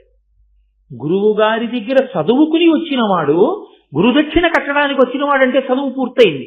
చదువు పూర్తయిన వాడికి ఏమిటి తెలిసి ఉండాలి? దేశాన్నేలే రాజు భార్య తల్లితో సమానం. రాణివాసంలోకి వెళితే మాత్రం బిడ్డడు తల్లిని ఎలా చూస్తాడో అలా చూస్తాడు. కాబట్టి రాణివాసంలోకి వెళ్ళి చూస్తే వచ్చిన ఇబ్బంది ఏంటి? ఒక గురువు దగ్గర చదువుకున్నవాడు అంటే రాజుకున్న విశ్వాసం అటువంటి. చదువు అన్న మాట గనక ఎంత సంస్కారం ఉండేదో, సంస్కారము చదువు ఎంత విడదీయరాని స్థితిలో ఉండేవో భారతం నిరూపిస్తుంది. సంస్కారము లేని చదువు, పేరు పక్కన డిగ్రీలు, బల్ల కింద చేతులు ఈ జాతి ఊహించలేదు. చదువుకున్నవాడు అంటే సంస్కారవంతుడై ఉంటాడు, 10 మందికి ఆదర్శవంతుడై ఉంటాడు అనుకుంది. కానీ జ్ఞాన కలునిలోని శారదయువులే ఉంటాడని ఊహించలేకపోయారు ఋషులు. కాబట్టి ఇంత చదువుకున్నవాడు కాబట్టి రాజు భార్యని తల్లిగా చూస్తాడు. రాణివాసంలోకి వెళ్తే దోషం ఉంది కాబట్టి వెళ్ళి అడిగి తీసుకో అన్నాడు రాజు. ఇప్పుడు ఉదంకుడు రాణివాసంలోకి వెళ్ళాడు. రాణిగారేరి అని రాణివాసంలో అదిగో గదిలో కూర్చున్నారు ఎదురుగుండా. వెళ్ళి మాట్లాడాలి. వెళ్ళి చూశాడు, కనపడలేదు. అదిగో అక్కడే ఉన్నారంటారు వాళ్ళు. వాళ్ళు ఉన్నారని చెప్తున్న ఆసనం కనపడుతోంది, ఆవిడ కనపట్టలేదు. అదేమిటి ఆవిడ కనపట్టలేదు? ఇందులో ఏదో మాయ ఉంది. ఇప్పుడు ఆవిడ కనపడకపోతే ఎవరిని అడగాలి? ఆయన్ని అడగడమే న్యాయం. కాబట్టి ఇప్పుడు తిన్నగా మళ్ళీ రాజు దగ్గరికి వచ్చాడు. వచ్చి, మహారాజా, నేను మహారాణి గారి దర్శనం కోసం వెళ్ళాను, కానీ నాకు ఆవిడ కనపట్టలేదు రాణివాసం. అందుచేత నేను ఎలా తీసుకోను కుండలాలని అడిగాడు. అడిగితే రాజు అన్నాడు, భూమినుత నిన్ను త్రిభువన పావను అశుచివని ఎట్లు పలకనవు? ఆ దేవి పవిత్ర పతివ్రత కావున అశుచులకు కానగాదనవద్య. నువ్వు భూమినుత, నువ్వు ఈ భూమి యందు భూ వినుత, నువ్వు అన్ని గురువు గారి దగ్గర చదువుకున్న వాడివి, అందరి చేత గౌరవింపబడవలసిన వాడివి. నేను నిన్ను ఒక మాట అనకూడదు, నువ్వు అపవిత్రుడవు అని నేను అనకూడదు. కానీ నువ్వు అపవిత్రంగా ఉన్నావు అన్న విషయం నీకు తెలియడానికే నేను వెళ్ళి రాణి దగ్గర కుండలాలు పుచ్చుకో అన్నాను. ఎందుకని అన్నానో తెలుసా? అవి పవిత్రమైనవైతే పుచ్చుకునేటప్పుడు నువ్వెలా ఉండాలి? నువ్వు పవిత్రంగా ఉండాలి కదా. నువ్వు పవిత్రంగా లేకుండా పవిత్రమైనటువంటి వస్తువుని పుచ్చుకోవడానికి నీకే అర్హత ఉంది? దేవాలయంలోకి వెళ్ళేటప్పుడు కనపడ్డ ప్రతి పుల్లతోటి పళ్ళల్లో పుచ్చుకుని ఆ పుల్ల అవతల పారేసి దేవాలయంలోకి వెళ్ళి ప్రసాదం పుచ్చుకుంటే నీకు ఈశ్వరానుగ్రహం కలుగుతుందని నువ్వు ఎలా చెప్పగలుగుతున్నావు? నువ్వు ఆ అనుగ్రహాన్ని పొందడానికి వీలైన శౌచంతో నువ్వు దేవాలయంలోకి వెళ్ళవలసిన అవసరం ఉందా లేదా? ఏ వస్తువుని ముట్టుకునేటప్పుడు ఎలా ఉండాలో అలా ఉండి ముట్టుకోవలసి ఉంటుంది. అంతేకాని చేతులకి రబ్బర్ తొడుగులు వేసుకోకుండా నువ్వు ఎలక్ట్రిక్ వైర్ ముట్టుకుంటున్నావా? ముట్టుకోవట్లేదే. ఒంటి మీద తడి బట్టలు ఉండగా నువ్వు విద్యుత్తుగా ముట్టుకుంటున్నావా? ముట్టుకోవట్లేదే. అంటే నీకు తగిలింది కాబట్టి షాక్ తెలుస్తోంది. ఈశ్వర ప్రసాదాన్ని అలా పుచ్చుకోకూడదన్న విషయం షాక్ కొట్టిన తర్వాత నేర్చుకుందాం అనుకుంటున్నావా? అలా వద్దని చెప్పిన గురువు ఉన్నప్పుడు ఎందుకు అలా షాక్ కొట్టించుకునే ప్రయత్నం చేస్తావు? శౌచంతో వెళ్ళు దేవాలయంలోకి. ఎక్కడ నీకు ధూళి దర్శనం ఉందో అక్కడ వెళ్ళి కౌలించుకో. ప్రయాణం చేసి వచ్చిన శ్రీశైలాది క్షేత్రములలో ఈశ్వరుడు అనుగ్రహించాడు అలాగా. కాబట్టి నీవు అపవిత్రుడవు అని నేను చెప్తే బాగుంటుందా? ఇన్ని చదువుకున్న వాడివి నువ్వు అపవిత్రంగా ఉన్నావయా, నీవు కుండలములను ఎలా పుచ్చుకుంటావు? మా ఆవిడ ఇస్తే మాత్రం పుచ్చుకోవడానికి నీకు అధికారం ఏముంది అపవిత్రంగా ఉన్నవాడికి అని నేను అనొచ్చా? అనకూడదు. అందుకని అనలేకపోయాను. కానీ ఓ బ్రహ్మచారి, నీకొక విషయం చెప్తున్నాను. ఆ దేవి పవిత్ర, పతివ్రత. నా భార్య మహాపవిత్రురాలు, ఆమె మహాపతివ్రత. ఆమె అశుచులకు కనగాదనవత్య. ఎవరు అపవిత్రంగా ఉంటారో, శౌచము లేదో, శౌచము అన్న మాటకు అర్థం ఏంటంటే బాహ్య అభ్యంతరాన్ని రెండు ఉంటాయి శౌచాలు. బయట స్నానం చేసే పోయేది ఒకటి, లోపల మనస్సంతా ఈశ్వరుడి మీదే నిలబడితే వచ్చేది ఒకటి. నీకు శౌచము లేదు. శౌచము లేకుండా నీకు ఆవిడ కనపడదు. అశౌచమున్న వారికి ఆవిడ కనపడదు. ఆవిడికి ఆ శక్తి ఉంది. అందుకని నువ్వు శౌచమును పొంది వెళ్ళు. ఇప్పుడు ఆలోచించాడు ఆయన, ఏమిటి నాకు శౌచానికి తేడా వచ్చింది, ఎక్కడ వచ్చింది దోషం అని. పేడ తిన్నాను. పేడ తిన్న తర్వాత ఆచమనం చెయ్యాలి. పేడ తిన్న తర్వాత ఏమి? యథార్థానికి స్నానం చేసే అవకాశం లేనప్పుడు ఎక్కడికైనా వెళ్ళి ఏదైనా మంచి పని మీద ప్రారంభం చేసే ముందు ఒకసారి కాళ్ళు చేతులు ముఖం కడుక్కుని ఆచమనం మళ్ళీ చెయ్యాలి. ఆచమనం చేస్తే మళ్ళీ ప్రారంభం అవుతుంది శౌచం. నేను ఆచమనం చేయలేదు పేడ తిన్న తర్వాత. అక్కడ వచ్చింది నాకు అపవిత్రత. వెంటనే కాళ్ళు చేతులు కళ్ళు కడుక్కుని నీటిని 3 మార్లు ఆచమనం చేశాడు. ఆ ఆచమనం అనేటటువంటిది చెయ్యడానికి కారణం అందుకొచ్చింది. అది అభ్యంతర శౌచం అంటే లోపలి శౌచాన్ని తీసుకొచ్చి పెడుతుంది. బాహ్య శౌచం స్నానం వలన వస్తుంది. ఇప్పుడు ఆయన తిన్న పదార్థము వలన కలిగినటువంటి అశౌచం ఏదుందో అంటే తిన్న తర్వాత ఆచమనం చేయలేదు కాబట్టి ఆవిడ కనపడలేదు. వెంటనే మళ్ళీ ఆచమనం చేశాడంటే ఆచారకాండ యొక్క వైభవం ఏమిటో నన్నయ్య గారు చక్కగా పెద్దపీట వేసి మనకి దర్శనం చేయిస్తున్నారు. అందుకని ఆచమనం చేసి వెళ్ళాడు. వెళ్ళగానే పౌష్య మహారాణి కనపడి నాయన ఇదిగో కుండలములు అడిగావు, గురుదక్షిణగా ఇస్తానంటున్నావు, తీసుకెళ్ళు. కానీ ఒక్కటి జ్ఞాపకం పెట్టుకో, తక్షకుడు అని ఒక సర్పరాజు ఉన్నాడు. ఆయన మహాబలవంతుడు మాయావి. ఎప్పటి నుంచో ఈ కుండలములను తస్కరించాలని కోరుకుంటున్నాడు. ఎందుకు తస్కరించలేకపోయాడు? పరమ పవిత్ర పతివ్రత అయిన నేనున్న చోటికి ఎలా రాగలడు? అపవిత్రమైన ఆలోచనలు ఉన్నవాడు రాలేకపోయాడు. ఇప్పుడు నువ్వు పట్టుకెడుతున్నావు. చూశావా, గబుక్కుని లోపలికి వచ్చావు ఆచమనం చేయకుండా. అలా ఏమాత్రం నీ దగ్గర దోషం వచ్చినా వీటిని తీసుకుపోతాడు. తీసుకుపోతే ఏమవుతుందో తెలుసా? నేనిచ్చాను కుండలాలు, నువ్వు నీ శ్రద్ధని కోల్పోయిన కారణం చేత గురుదక్షిణ చెల్లించలేని వాడవు. కాబట్టి చాలా జాగ్రత్తగా వీటిని పట్టుకుని వెళ్ళు పరాకు చెప్పింది ఆవిడ. ఇప్పుడు గబగబా కుండలాలు తీసుకున్నాడు. చాలా సంతోషంగా బయలుదేరాడు. రాజుగారి దగ్గరికి వచ్చాడు. రాజుగారు అన్నారు, నాయన ఇంత కష్టపడి ఇంత దూరం వచ్చావు, వేళ దాటిపోయింది, మధ్యాహ్నం అయిపోయింది, భోజనం చేసి బయలుదేరు. బ్రహ్మచారి ఇంటికి వచ్చావు. బ్రహ్మచారి సన్యాసి వీళ్ళిద్దరూ ఆహారం కొరకు గృహస్థు ఇంటి మీద ఆధారపడతారు. కాబట్టి గృహస్థు యొక్క ధర్మం ఏంటంటే బ్రహ్మచారి గాని సన్యాసి గాని వస్తే భిక్ష పెట్టాలి వాళ్ళిద్దరికి. వాళ్ళిద్దరూ తిన్నదాన్ని భిక్ష అంటారు. భిక్షని ఎందుకంటారో తెలుసా అండి? వచ్చే పూటకి దాచుకోకుండా ఉండాలి వాళ్ళిద్దరు. గృహస్థు వచ్చే పూటకి దాచుకోవచ్చు, అందుకు దానం పడతాడు. పొద్దున్న పలహారం చేసేసి మధ్యాహ్నం భోజనం చేసి రాత్రి ఏం చేస్తావో అని గృహస్థు అడిగారు అనుకోండి, తప్పేం లేదు. రాత్రి గారెలు తిందామని ఉంది, మినప్పప్పు తెచ్చి నానబోయి అంటే ఓ పూటలో నానతాయో లేదో నాకు తెలియదు, ఉదాహరణకు చెప్పానంతే. మళ్ళీ నానతాయా అండి నేను విరిగిగా కడక్కాను. కాబట్టి తెచ్చి రాత్రి తినడం కోసమని ఏర్పాటు గృహస్థు పెట్టుకోవచ్చు. బ్రహ్మచారి అలా ఉంచుకోకూడదు, సన్యాసి అలా ఉంచుకోకూడదు. వాళ్ళు తినడానికి సంభారములు ఉండడానికి వీలు.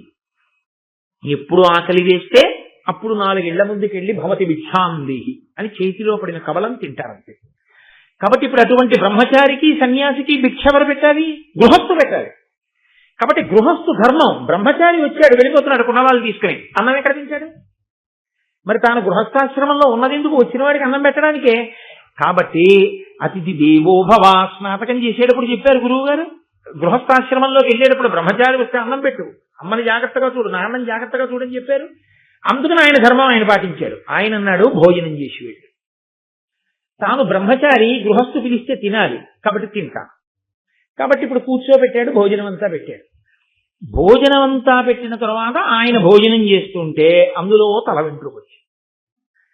ఈ వెంట్రుక అనేటువంటి విషయం చాలా ఉపద్రవంతో కూడుకున్నది. లోకంలో దేని వెంట్రుక పవిత్రం కాదు, ఒక్క ఏనుగు వెంట్రుక వినా. ఒక్క ఏనుగు వెంట్రుకకి మాత్రం ఉన్న శక్తి ఏమిటో తెలుసా అంటే అది దృష్టి దోషాన్ని తీసేస్తుంది. అందుకే పిల్లలు పుడితే ఇంట్లోనూ ఆ పిల్లలకి కనురాపు తగలకుండా ఉండడం కోసం ఏం చేస్తారంటే వాడి శీలము వాడి వైభవము తెలియదుగా, వీడు ఎవరికి వారసత్వంలోకి వచ్చారన్నది చూస్తారు. ఎంత అదృష్టం రా ఫలానా వాళ్ళ కడుపును పుట్టావు అంటారు ఒకటి. 2 ఎంత బాగున్నాడు అంటారు. అది కనురాపు. ఆ కనురాపు విరిగిపోవడానికి ఏం చేస్తారంటే ఏనుగు వెంట్రుక తీసుకొచ్చి ఏదో తాగీజులోనో ఉంగరంలోనో పెట్టి పెడతారు. చిన్నపిల్లాడైతే ఉంగరం పెట్టుకోలేడు కాబట్టి తాగీజులో పెట్టి మొలతాడు కడుతుంటారు. అలా నేను అన్నాను, ఏ వెంకటాచలం వెళ్ళినప్పుడు ఏనుగుల వెంట్రుకలన్నీ పీకీకెళ్ళి తప్పు కూడా. అది ఈశ్వర సేవలో ఉన్న ఏనుగు యొక్క వెంట్రుక తేవడం దోషం, అది ఈశ్వరుడి సొత్తు. వెంకటేశ్వర స్వామి వారు పిలిచిన ఆ ఏనుగు వెంట్రుక తీసుకోవాలి, మీకు చెప్తే తేవాలి తప్ప మీరు వెళ్ళి ఆ ఏనుగు వెంట్రుకలు పీకేసి తెచ్చేయడం అలాంటి పనులు చేయకూడదు. ఏ అరణ్యంలోకి వెళ్ళి తెమ్మని కూడా నేను చెప్పను. అలాగే లేనిపోని ఉపద్రవాలు చేసి కోటేశ్వరారు పురాణంలో చెప్పారు వెంకటాచలంలో తాగొద్దన్నారని అడవికి వెళ్ళానండి అని చెప్పకండి, అదో కూడా. అంటే ఒక్కొక్కసారి చాలా విచిత్రంగా ఉంటాయి కొన్ని సమస్యలు, సభాముఖంగా చెప్పేవి కావు. అదేమిటో నేను చెప్పింది వీళ్ళకి ఇలా ఎలా అర్థమైంది అనిపిస్తుంది ఒక్కొక్క ఫోన్ కాల్ వింటుంటే. కాబట్టి ఆయన ఆ తల వెంట్రుక చూశాడు. వెంట్రుక అనేటటువంటిది అత్యంత హేయము. ఉత్తర క్షణంలో ఆ పదార్థాన్ని విసర్జించేయవలసింది. ఇప్పుడు ఏమైందంటే అర్ధాకలితో లేచిపోయాడు బ్రహ్మచారి. ఉత్తరాపోసనం పట్టియారు, లేచిపోవాలి, అది తినకూడదు ఆ పదార్థాన్ని, అది దూష్యము తింటే. సరే ఇప్పుడైతే మన ఇళ్లలో ఉండేవన్నీ అవి అనుకోండి నేల మీద, ఎందుకుంటున్నాయి అంటే దోషం ఎవరిదో తెలుసా అండి? మగవాళ్ళదే. కారణం ఏమిటో తెలుసా? అసలు దువ్వెన అన్నది ఎవరి కొరకు వచ్చిందంటే కేవలము ఆడవారి కొరకే వచ్చింది. దువ్వెన మగవాడు ఉపయోగించే వస్తువు కానీ కాదు. ఎందుకంటే ఆయన శిఖతో ఉంటాడు, ఎప్పుడు తలనీలాలు ఇచ్చేసి శిఖ కొంచెం పెద్దదవగానే ముడేసుకుని మళ్ళీ తలనీలాలు తీసేస్తుంటాడు. ఇంకా దువ్వెన అవసరం ఆయనకేంటి? దువ్వెన పెట్టి దువ్వుకుంటే చిన్న వెంట్రుకలు ఊడి ఇంట్లో కనపడ్డాయంటే దువ్వెన వాడిన తప్పు, శిఖ లేని తప్పు, గుండు చేయించుకొని తప్పు, వెంట్రుకలు ఊడిన తప్పు వాడిది. కాబట్టి ఇప్పుడు అందులోకి వెంట్రుక వస్తే అర్ధాకలితో బ్రహ్మచారి లేచిపోయాడు. బ్రహ్మచారి అర్ధాకలితో లేచిపోతే మరి బాధ కదండి. సగమాకలితో లేచిపోవడం స్వభావము అని మీతో నేను మాట చెప్పాను చూసారా, అది దుడుక్కున పైకి వచ్చింది. పిల్లవాడు కదూ, ఆకలి శ్రద్ధతో పెట్టద్దు. అన్నం పెట్టినప్పుడు గృహస్థు బ్రహ్మచారికి భిక్ష పెట్టేటప్పుడు ఒళ్ళు దగ్గర పెట్టుకు పెట్టకుండా వెంట్రుకతో అన్నం పెడతావా? కడుపు నిన్ననే లేదు, లేచిపోయాను, ఒకసారి తినమండి మళ్ళీ వెళ్ళి ఇంకోసారి తినకూడదు, మళ్ళీ ఇంకా రాత్రి ఎప్పుడో ఏ పలహారం వరకు ఉండాలి. ఎంత దూరం నడవాలి ఈ ఆకలితోటి? ఎంత ఇబ్బంది పెట్టావు నన్ను. ఆయనకి కోపం వచ్చి నీకు దృష్టి పోవుగాక అన్నాడు పౌష్య మహారాజు. అనగానే పౌష్యుడు అన్నాడు, నువ్వు బ్రహ్మచారి, నేను గృహస్థుని, నా ధర్మం నేను నెరవేర్చాను, నేను వండానా, నేను నీకు కావాలని వెంట్రుక వేసి పెట్టానా, అది పొరపాటున వెంట్రుక వచ్చింది. సర్వేంద్రియానాం నయనం ప్రధానం. దృష్టి ఎంత ముఖ్యం. దృష్టి లేని వాడు రాచరికం ఏం చేస్తాడు? ఏమిటి రక్షిస్తాడు రాజ్యాన్ని? ఇప్పుడు నాతో పోలేదు. రాజ్యము యొక్క రక్షణే సంకట స్థితిలోకి వెళ్ళింది. నీకు వచ్చిన కోపానికి నువ్వు నన్ను మాత్రమే శిక్షించి విడిచిపెట్టలేదు, అమాయకులైన వారి మీద కూడా ఈ శిక్ష యొక్క ప్రభావం పడిపోయింది. ఇది పౌష్యుడి యొక్క హృదయం. నా వరకు నువ్వు శిక్ష వేస్తే ఏమో, కానీ నీ శాపవాక్కునందు అమాయకులు కూడా పడ్డారు. ఇప్పుడు నువ్వు పరిధి దాటావు కాబట్టి నీకు శాపవాక్కు ఇవ్వాలి, నీకు సంతానము కలగకుండుగాక అని చెప్పాడు. ఇప్పుడు ఏమైంది? పుస్తకాలు చదువుకున్నాడు, ఋషి రుణం తీరింది. యజ్ఞం చేస్తాడు, హోమం చేస్తాడు, దేవతల రుణం తీరింది. తను కొడుకుని కనలేదు, పుత్ర రుణం తీరలేదు, పితృ రుణం తీరలేదు. ఒక రుణం ఉండిపోయిందిగా. ఒక రుణం ఉండిపోయిన వాడికి స్వర్గలోక ద్వారం కూడా చూడలేదు. కాబట్టి ఉన్నత లోకాలు లేవు, మూసుకుపోయి. నువ్వు నన్నంత దూరం తీసుకెళ్ళావు కాబట్టి నేను నిన్నింత దూరం తీసుకెళ్ళాను. నువ్వు అపుత్రకుడవ బతుకోవాక అంటే ఏమైంది? ఇద్దరు స్వభావాలు పైకి వచ్చాయి. ధర్మం లేదని మీరు అనుకోకండి, ధర్మం ఉంది. కానీ స్వభావము ఏం చేస్తుందంటే ఒక్కొక్కసారి దుందుడుకుగా రజోగుణ తమోగుణ భూయిష్టమై పైకొచ్చి ధర్మాన్ని నొక్కేస్తుంది. నొక్కేసి అంత దూరం తీసుకెళ్ళిపోతుంది. ఎంత జాగ్రత్త పడితే, ఎంత తపస్సు చేస్తే, ఎంత పరిశీలించుకుంటే తన స్వభావాన్ని తాను గెలవగలడు, ధర్మమునకు కట్టుబడి నిలవగలడు, ఏ స్థితి తర్వాత అంత గొప్ప స్థితిలో నిలబడగలడు. స్వభావమును గెలవడం ఎన్ని కోట్ల జన్మలుగానో జీవుడు అలవాటు చేసేసుకున్నది. అకస్మాత్తుగా ఇప్పుడు ఇలా పోగొట్టేస్తున్నామంటే ఉత్తరక్షణం పోదు. ఎంతో సాధన సాధన సాధన సాధన చేస్తే కానీ స్వభావమునందు మార్పు రాదు. జీవుడు పట్టుకెడుతుంటాడు యాత్రలో. కాబట్టి స్వభావము పైకొచ్చింది. ఆయన శాపవాక్కు విడిచాడు, ఈయన శాపవాక్కు విడిచిపెట్టాడు. విడిచిపెట్టిన తర్వాత ఇద్దరు వెళ్ళి విడుచుకున్నారు. అయ్యయ్యో, నేను చాలా దూరం శపించేశాను.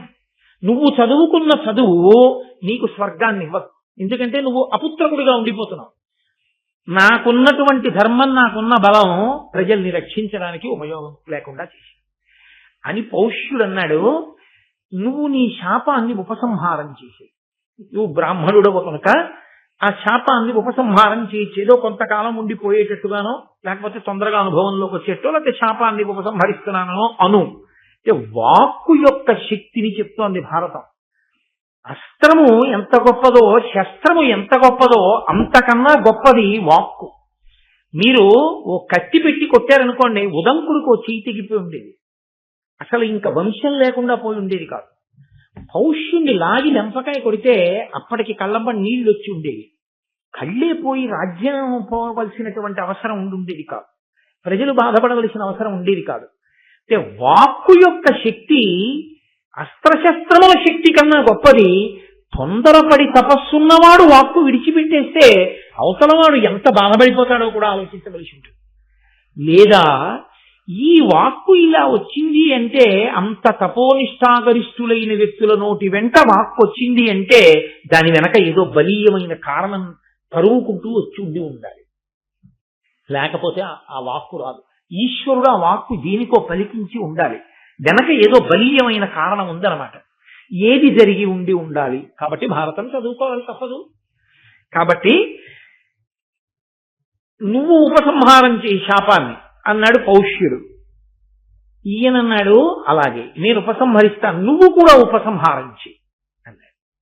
అంటే రాజు అన్నాడు, స్వభావము అన్న మాట ఎలా ఉంటుందో చెప్పాడు. ఇక్కడ స్వభావాన్ని అంగీకరించాడు. ఎంత త్రికరణ శుద్ధిగా ఉన్నది ఉన్నట్టు స్వభావమును గురించి మాట్లాడేవాడు ఉండడు. నా స్వభావం ఇదండి అని చెప్పడు. పైకి ఒకలా కనపడతాడు, లోపల ఒకలా ఉంటాడు. పైకి కనపడినట్టు లోపల ఉన్నాడని మీరు అనుకోలేరు.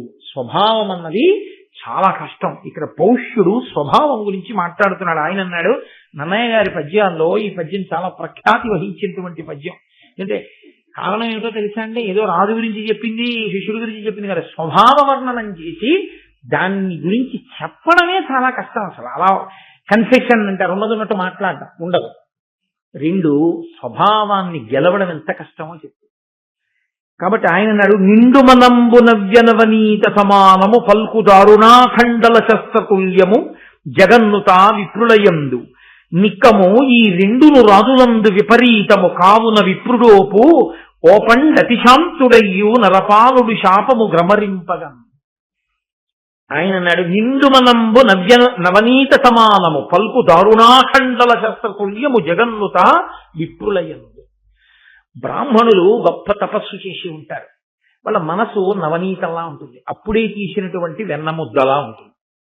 కానీ పలుకో దారుణంగా ఉంటుంది, చాలా కఠినంగా ఉంటుంది. కానీ మాట అలా మాట్లాడారు అంటే అవతల వారిని దిద్దడానికి మాట్లాడతారు తప్ప మనసు వారి స్వభావమునందు దోషం లేదు. వారి స్వభావం చాలా మంచిది, అమృత హృదయుడు బ్రాహ్మణుడు, అలా ఉండాలి. కాబట్టి ఆయన వాక్కు కఠినంగా ఉన్న మనసు వెన్నలా ఉంటుంది. కాబట్టి వాక్కు కఠినమైనది వచ్చినా మళ్ళీ దాన్ని తిప్పి అనుగ్రహించగలిగిన లక్షణం బ్రాహ్మణుడికి సహజంగా ఉంటుంది. కానీ నిక్కము ఈ రెండును రాజులందు విపరీతము. రాజులందో మాట వెన్నపూసలా ఉంటుంది, మనసు వజ్రంలా కాఠిన్యంతో ఉంటుంది. ఇంత కఠినమైన మనసు ఉన్నవాడు ఇప్పుడు మంచిగా ఉన్నట్టు ఉన్నా మనసు వెన్నపూస కాదు కాబట్టి తీయలేడు శాపవాక్కుడు. కాబట్టి నువ్వే తీయగలవు బ్రాహ్మణుడి కాబట్టి నువ్వు తీయి, నేను తీయలేనన్నాడు. హృదయము అంత ప్రసన్నంగా అంత మెత్తగా ఉంటుంది. ఇప్పుడు ఆ కుండలములను పట్టుకున్నాడు, గబగబా వెళ్ళిపోతున్నాడు. వెళ్ళిపోతూ ఆయన ఆచమనం చెయ్యవలసినటువంటి పరిస్థితి వచ్చింది. ఆచమనం చెయ్యవలసిన పరిస్థితి అన్నప్పుడు మీరు దాన్ని ఎలాగైనా అన్వయం చేసుకోవచ్చు. శరీరమునకు అన్నదానికి కొన్ని అవసరములు ఉంటాయి. లోపల ఉన్న పదార్థాన్ని బయటికి పంపవలసి ఉంటుంది, పైన ఉన్న పదార్థాన్ని పిండాండములు పోషించడానికి తీసుకోవలసి ఉంటుంది. కాబట్టి అందులో ఏది జరిగినా మళ్ళీ ఓసారి ఆచమనం చేయవలసి ఉంటుంది. ఆచమనం చెయ్యాలి కాబట్టి ఆయన ఏం చేశాడంటే ఒక నది ఒడ్డున ఇక్కడ ఏది కూడా మలమూత్ర విసర్జన జరగదు అని నమ్మకం. ఎందుకని అంటే మనకొక ధర్మం ఉంది లోకంలో. ఏమిటా ధర్మం అంటే నది ఒడ్డున కానీ నదీ జలముల యందు కానీ మలమూత్ర విసర్జన వంటివి చేయరాదు. ఎందుకంటే నది పరమ పవిత్రమైనది కనుక. కానీ వర్షాలు పట్టలేదు అంటే లేకపోతే లోకంలో రకరకాల వ్యాధులు వస్తున్నాయి, లోకంలో రకరకాల ఉపద్రవాలు వస్తున్నాయంటే ఇవాళ మనం సనాతన ధర్మంలో శాస్త్రవాక్కుని విస్మరించాం. కాబట్టి నదీ తీరములన్నీ ఎంత భయంకరమైన స్థితిలో ఉంటాయో సూర్యోదయ కాలమునందు నదీ జలములను మనం ఎంత అవమానం చేస్తున్నామో, ఎలా ప్రవహిస్తాయి నదీ జలాలు ప్రవహించమండి. ఇన్ని పథకాలు పెట్టండి, ఇన్ని మరుగుదొడ్లు కట్టివ్వండి, నదీ తీరములే మరుగుదొడ్లు. కాబట్టి ఆ రోజులలో ఉదంకుడు నమ్మాడు, నదీ తీరము పరిశుద్ధముగా ఉంటుంది, ఎవ్వరూ ఇక్కడ అటువంటి తప్పు పని చెయ్యరు. కాబట్టి కుండలములను నది ఒడ్డున పెట్టి నదీ జలములను ఆచమనం చేస్తున్నాడు. ఆచమనం చేస్తుంటే తక్షకుడు దిగంబరుడిగా వచ్చాడు, ఒంటి మీద బట్టలు లేనివాడిగా. అంటే ఇంకా అంతకన్నా అపవిత్రమైనటువంటి దర్శనం లోకంలో ఇంకోటి ఉండదు. అంత అపవిత్రమైన వాడిగా వచ్చి ఇప్పుడు ఆ కుండలములను పట్టుకుని పారిపోతున్నాడు. పారిపోతుంటే వెంటపడ్డాడు. నాగరాజుగా మారి అక్కడే ఉన్నటువంటి ఒక పెద్ద పుట్ట యొక్క కలుగులోకి వెళ్ళిపోయాడు. ఉదంకుడికి ఒక పెద్ద బాధ ఉంది. ఎప్పుడో అప్పుడు తేవచ్చులే, ఈలోగా గురువు గారు చెప్పినటువంటి మంత్రతంత్రాలతో మనం ఏదో చేద్దామంటే కుదరదు. ఎందుకని పక్కనే కదా అని చెప్పి ఆవిడ నేటికి 4వ రోజున నేను ధరిస్తాను, దానికి కావలసినటువంటి రీతిలో నేను స్నానం చేసి సిద్ధంగా ఉంటానని చెప్పింది గురుపత్ని. ఈ లోపల పట్టుకెళ్ళిపోవాలి కుండలాలు. కాబట్టి ఇప్పుడు గురువు గారి దగ్గర చదువుకున్న రోజులలో తనంత తానుగా ప్రయత్నం లేకుండా వచ్చిన అష్టసిద్ధులున్నాయే అవి వాడుకుందామని ఆయన ఎప్పుడు అనుకోలేదు. అందుకనే పౌష్య మహారాజు దగ్గరికి నడిచెళ్ళాడు, పౌష్య మహారాజు దగ్గర నుంచి నడిచొచ్చాడు. లేకపోతే వాయుగమనం చేసి వెళ్ళిపోతాడు. ఆయనకి వాటి మీద ఆసక్తి లేదు. కాబట్టి అసలు నాకు ఈ సిద్ధులు ఉన్నాయి అని కూడా ఆయన పట్టించుకోలేదు. ఇప్పుడు వాటి అవసరం వచ్చింది. దేనికి వచ్చింది? గురువు దక్షిణ సమయానికి చెల్లించాలి. అందుకని ఆయన అష్టసిద్ధుల్ని ఆధారం చేసుకుని తాను కూడా తక్షకుడు వెళ్లిన మార్గంలో పుట్టలో నుంచి పాతాళంలో నాగలోకానికి వెళ్ళిపోయాడు. తీరా నాగలోకానికి వెళ్లి చూస్తే ఎవ్వరూ కనపడరు, అంతా నిశ్శబ్దంగా ఉంది. ఇప్పుడు ఆయన ఆ నాగరాజులు కనపడాలి, కనపడి ప్రసన్నులవ్వాలి. ప్రసన్నులైతే అయ్యయ్యో తీసుకెళ్ళిపోవయ్యా అని మళ్ళీ కుండలాలు ఇచ్చేసేయాలి. కాబట్టి ఇప్పుడు ఆయన నాగరాజుల్ని ప్రార్థన చేశాడు. బ్రాహ్మణుడు నమ్మేది ఏమిటి? మళ్ళీ గభాల శాపవాకు విడిచిపెట్టకూడదు. తాను నాగరాజుల్ని, వాళ్ళంత తపో ఇష్టాగరిష్ఠులు, మహానుభావులు, ఆదిశేషుడు వంటి వారు ఉన్నారు కాబట్టి ప్రార్థన చేసి దేవతా స్వరూపాన్ని ప్రసన్నం చేసుకోవాలి. ఇది మళ్ళీ ఇంకొక విచిత్రమైనటువంటి విషయం. మీరు కొన్ని స్వరూపాల్ని ప్రసన్నం చేసుకోవాలంతే తప్ప వాటిని మీరు మీ తపస్సుతోటో ఇంకోలాగో మీకున్నటువంటి పూజ చేతో వాటి మీద మీ అధికారం చెలాయించే ప్రయత్నం చేయడం కుదరదు. సుందరకాండలో హనుమ అంతటి వారు లంకని వశం చేసుకున్నారు. ఎందుకంటే ఆవిడ కూడా అంతే అటువంటిది. తప్ప లంకని చంపడం కుదరదు. లంక అంటే లంకిని అంటామా తెలుగులో. చంపడం కుదరదు, వశం చేసుకోవాలి. అలాగే దేవతల్ని ప్రసన్నం చేసుకోవాలి. ప్రసన్నం చేసుకుంటే అనుగ్రహిస్తారు మళ్ళీ వాళ్ళు. దేవతలకు ఒక లక్షణం ఉంటుంది, ఏమిటో తెలుసా అండి? మహాభారతం అంతా దీని మీదే నడిచేది. దేవతలు కనపడ్డారనుకోండి, మీకేం కావాలని అడుగుతారు. వాళ్ళు కనపడి చాలా బాగా చెప్పారండి పద్యాలు, ఏమనుకోకండి పనుందని వెళ్ళరు. ఒకసారి కనపడితే మీకేం కావాలని అడుగుతారు. మీరు అడిగేసిన తర్వాత అయ్యో నేనేదో సరదాగా అడిగానండి బాబాయ్ అదే నాకు ఇచ్చేస్తున్నారన్నారు అనుకోండి, వాళ్ళు వదలరు, ఇచ్చేస్తారు. అక్కడే కదా భారతంలో పెద్ద అల్లరి జరిగింది. కుంతి కర్ణుడిని అడిగింది సూర్యుడిని, నువ్వు కన్యవో ఎవరో నాకు అనవసరం, నేను దేవతామూర్తిని నువ్వు ప్రార్థన చేసావు వచ్చాను, నన్ను చూడగానే నా తేజస్సు చూసి నీలాంటి కొడుకుంటే అన్నావు, ఇచ్చేసానంతే. ఆ తర్వాత బంగారం పెట్టులో పెట్టుకుని వదిలేస్తావో ఇంటికి పట్టుకెళ్ళి పెంచుకుంటావో నీ ఇష్టం, ఇచ్చేసాడంతే. దేవతల ఆలక్షణం. ఇప్పుడు వాళ్ళు కనబడితే చాలు కోరి తీరిపోతుంది. వాళ్ళు కనపడాలంటే ప్రార్థన చెయ్యాలి. ప్రార్థన చేస్తే ప్రసన్నులు అవుతారు. ప్రసన్నులైతే కనబడతారు, కనబడితే కోరిక తీరుస్తారు. అక్కడికి వచ్చాడు ఉదంకుడు. ఎన్ని నేర్పుతుందండి మహాభారతం? ప్రతి చోట ఆచారకాండ, వేదము, ధర్మము ఇన్నిటినీ ఆవిష్కరిస్తుంటారు. కాబట్టి ఇప్పుడు ఆయన బహువనపాదపాబ్ధి కులపర్వత పూర్ణ సరస్వతీ సహిత మహామహీభరమజస్ర సహస్ర ఫణాలి దాల్చి దుస్సహతరమూర్తికి జలభిషాయికి బాయక శయ్యైన యహిపతి దుష్కృతాంతకుటనంతుడు మాకు ప్రసన్నుడయ్యదు. మొట్టమొదట అనంతుడు. ఆయన గొప్ప తపస్సు చేశాడు, బ్రహ్మగారి దగ్గర వరాలు పొందాడు. అందుకని ఆ అనంతుడి మీద తపస్సు చేశాడు. ఆ అనంతుడి గురించి ఒక గొప్ప స్తోత్రం చేస్తున్నాడు. ఆయన అన్నాడు, బహువనపాదపబ్ధి కులపర్వత పూర్ణ సరస్వతీ సహిత మహామహీభర. కులపర్వతాలతో, పెద్ద పెద్ద పర్వతాలతో, నదులతో, అరణ్యములతో, వనములతో ఉన్నటువంటి ఈ భూమినంతటినీ కూడా ఇంతటి బరువుని తన పడగల మీద మోసేటటువంటి ఆదిశేషుడెవరున్నాడో ఆయన ఈ భూమి భారాన్ని వహించడమే కాదు, ఇటువంటి బ్రహ్మాండములన్నిటినీ తన బొజ్జలో పెట్టుకున్నటువంటి శ్రీమన్నారాయణుడు పాలసముద్రంలో పడుకుని ఉండగా ఆయనకి శయ్యయ్యి ఆయనని కూడా వహించగలిగినటువంటి శక్తి కలిగిన ఆదిశేషుడు ఎవరున్నాడో, ఆ అనంతుడెవరున్నాడో ఆయన మాకు ప్రసన్నుడయ్యడు. ఆదికవి కదండి నన్నయ్య గారు. అందుకని నన్నయ్య గారు ఆదికవిగా తర్వాత కవులకు శతక సాహిత్యంలో మకుటం పెట్టడం నేర్పారు. ఆ తరువాతి కాలంలో చేసినటువంటి శతకాలలో శ్రీకాళహస్తీశ్వర అంటూ దూర్జటి మొదలైన వాళ్ళు ఒకే పేరుతో మకుటం పెట్టి శతకాలు చేశారు. ఒకే మకుటంతో పద్యరచన ఆదికవిగా నన్నయ్య చేశారు. కాబట్టి అటువంటి ఆ శేషుడు మాకు అయ్యడుగాక. హరిది తపో విభూతి అమరారుల బాధలు వందకుండగా ఉరగుల నెల్లగాచిన మహోరగ నాయకుడు ఆడాన మత్సురాసురమకుటాగ్రరత్న రుచి శోభిత పాదున కద్రినందనేశ్వరునకు భూషణంబైన వాసుకి మాకు ప్రసన్నుడయ్యడు.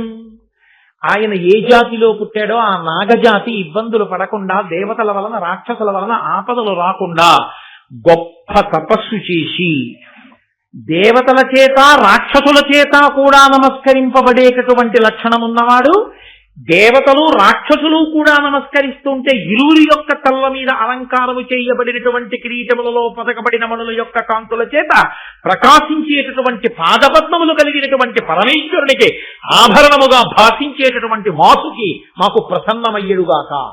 ఇదొక చిత్రమైనటువంటి విషయం ఈ ప్రార్థనలో. తండ్రి అన్న మాటకు అర్థం ఉంటుంది. తండ్రికి 5 కొడుకులు ఉన్నారనుకోండి, ఒక ఆయన ఐఏఎస్, ఒక ఆయన ఐపీఎస్, ఒక ఆయన ఐఆర్ఎస్, ఒక ఆయన ఐఎఫ్ఎస్, ఒక ఆయన జేబు దొంగ. తండ్రి ఐఏఎస్ ఐఆర్ఎస్ ఐఎఫ్ఎస్ ఐపీఎస్లకే తండ్రా, జేబు దొంగ కూడా తండ్రా? జేబు దొంగకి తండ్రి. నాన్నగారి షష్ఠి పూర్తికి 5 అక్కడికి వచ్చి నమస్కారం చేస్తారు. 5 బట్టలు పెడతారు.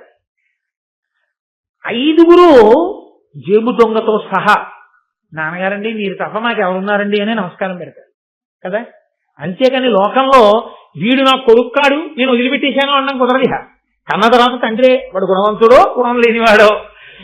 ప్రపంచంలో ఇన్ని భూతములు ఉన్నాయంటే భూతములకన్నిటికీ తండ్రి ఈశ్వరుడే.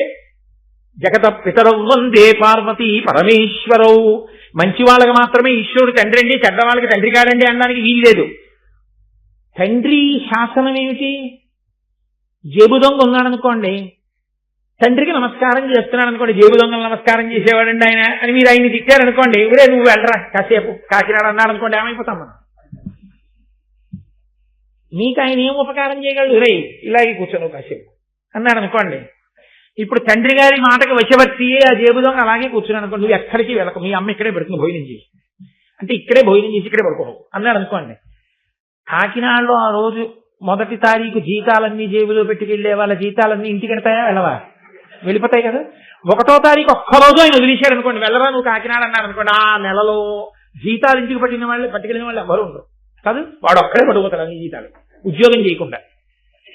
పరమేశ్వరుడి దగ్గర రాక్షసులు వశవర్తులైతే మనకు అదృష్టం. ఎందుకో తెలుసా అండి? భగవద్భక్తులైనవా చూసావా, వాడు రోజు నాకు నమస్కారం చేస్తాడు, ఒరే నువ్వు వాడి జేబు వంక చూశావో అంటాడు శివుడు. నాన్నగారండి వాడి జోలికి వెళ్ళాను ఏంటంటే. కాబట్టి రాక్షసులు దేవతలు కూడా తండ్రి పరమేశ్వరుడికే నమస్కరిస్తారంతే. కాబట్టి ఆయన భూతములను అణిచిపెట్టి భక్తుల్ని కాపాడుతుంటాడు. ఇది తత్వాన్ని ఆవిష్కరించడం పద్యంలో. అటువంటి పరమేశ్వరుడికి ఆభరణమైన వాడు వాసుకి. కేవలం పరమేశ్వరుడు అంటే శక్తి సహితుడిని చేయడం ఎలా? అందం చూడండి ఆ పద్యంలో. కాబట్టి అద్రినందనీశ్వరునకు, అద్రినందన అంటే పర్వతరాజపుత్రి పార్వతి, పార్వతికి ఈశ్వరుడు కాబట్టి పరమేశ్వరుడు. ఆయన పార్వతీపతి అన్నప్పుడు అమ్మవారు కూడా కలిసింది వచ్చి. కాబట్టి అద్రినందనేశ్వరునకు భూషణంబైన వాసుకి మాకు ప్రసన్నమయ్యడు. అటువంటి వాసుకి ఎవరున్నారో ఆయన మాకు ప్రసన్నమగుగాక అని ప్రార్థన చేశారు.